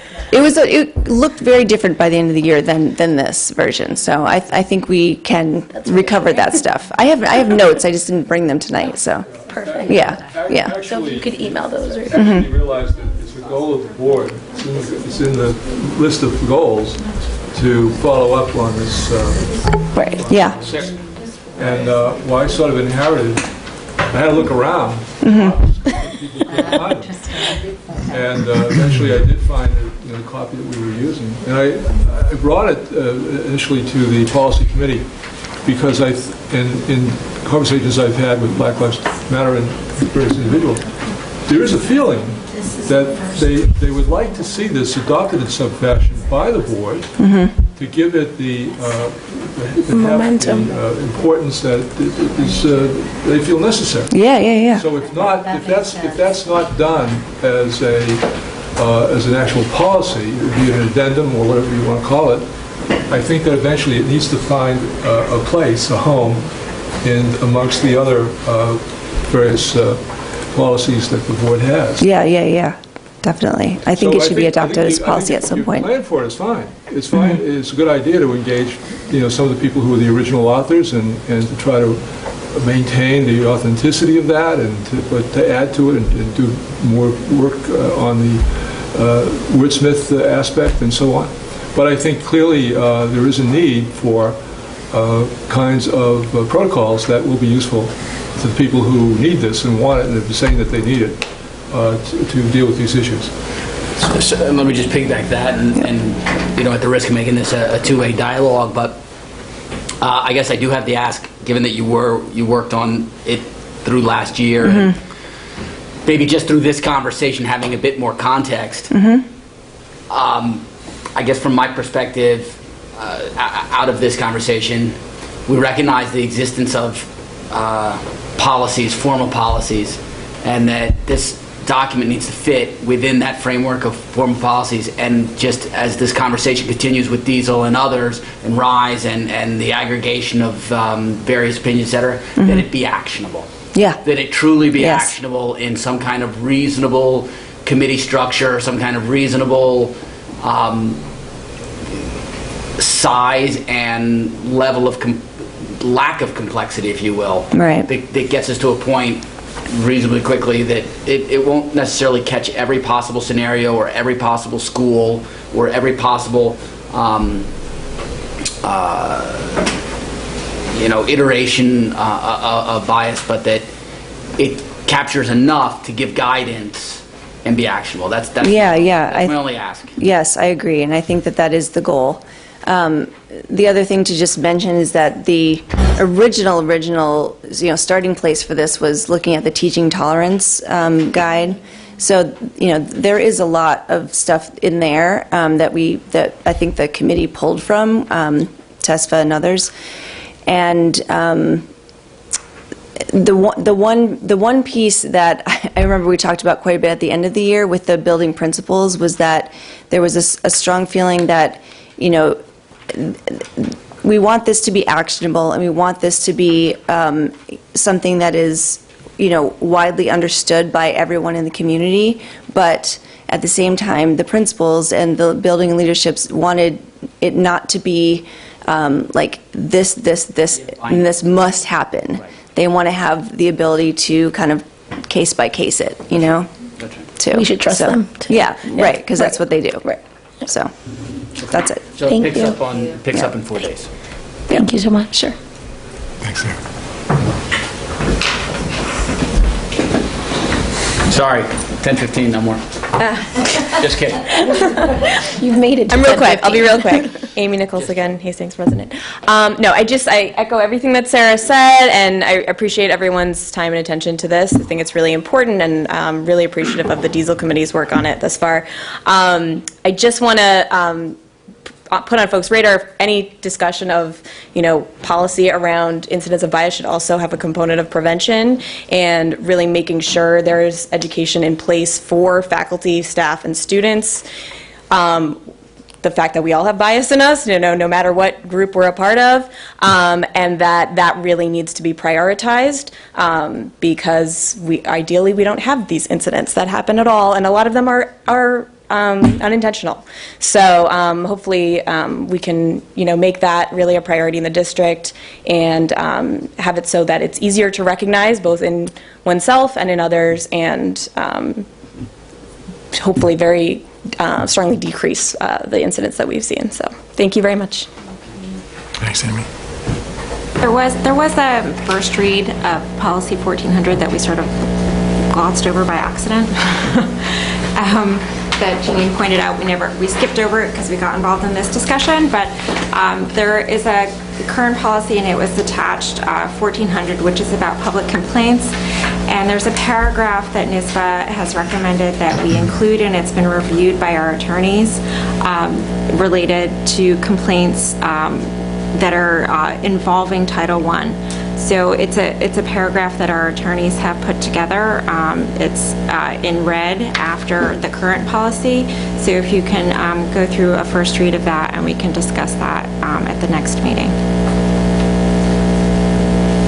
Thank you. Thanks for all the work the policy committee did. This lot there, four different things to go through, and I know it can be tedious work. So thank you.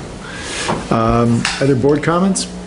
I actually have a board comment, and not for a big discussion now, but I just want to make sure that cybersecurity stays on our radar. I know I've been the cyber police, for years, and I think I had sent a recent email to the board that, there was, we always feel secure in our RIC, whatever, they forget what that stands for, and our auditors had pointed out a weakness in their security, and there was an article that I sent around that one of the upstate RICs was actually hacked. And I had written last year about cybersecurity, and we've sort of gone back and forth, but I just want to reiterate that it remains an urgency as far as I'm concerned. We could be frozen. I mean, if we get hacked, we can't function. And on top of that, data security and our children's safety and privacy. I just wanted to speak to that because I know that I actually wasn't sure if it was going to be on the agenda, because I know Lisa did send that email, so I thought we were going to just touch on that briefly tonight. We did talk about it last year, and we did, I don't know if you remember, we did have our ODMD, who is our external auditors, can do that work, and there were two other firms that I had spoken to. And I had reached out, but then it didn't fall through. It didn't, but there was one out of Long Island and one out of upstate. So where it stands today, what my recommendation would be is I do think there is value in it, and I've seen, or I've heard proposals, and I've spoken to some of what, districts who have engaged in this work, and I think there is value to it, even if it's just there could be weaknesses beyond getting fully hacked that are good to address because of all the data and security that we are being entrusted with. So I don't think it is a bad idea to look at it. I was thinking maybe I can bring back the 2 to 3 proposals, have them updated, and maybe call an audit committee meeting,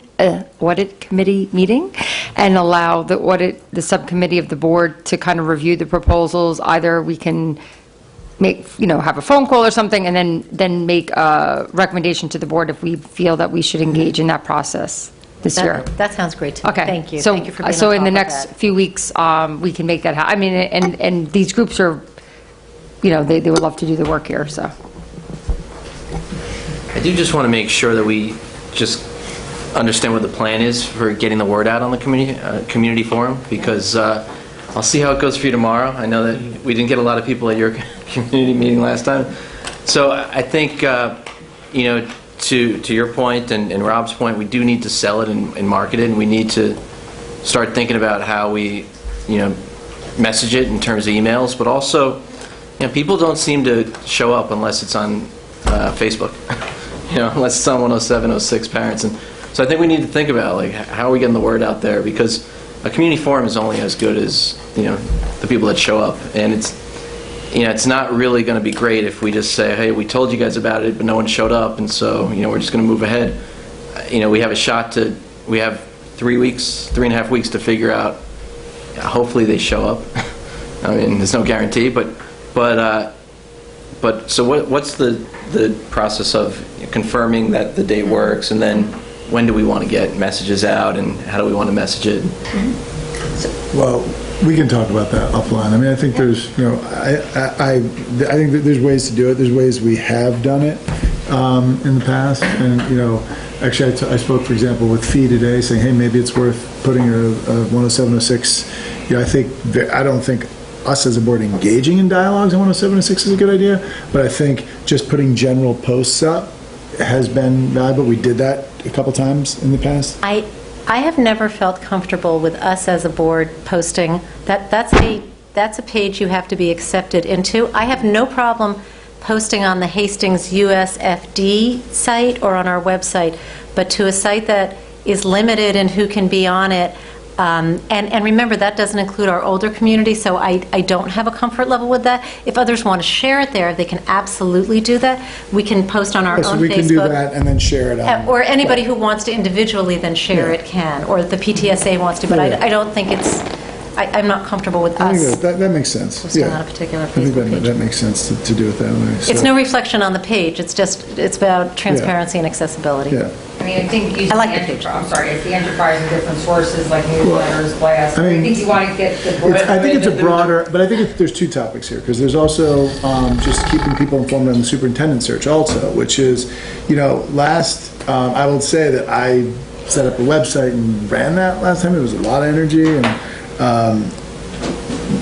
Janine's actually set up portions of our website for that already, so we have to start using that, like the board blog, and there's a section on the, so one way to do it, I mean, I've done a fair amount of this in my business, but one way to do it is, we post the blog posts in the Capital Bond blog area.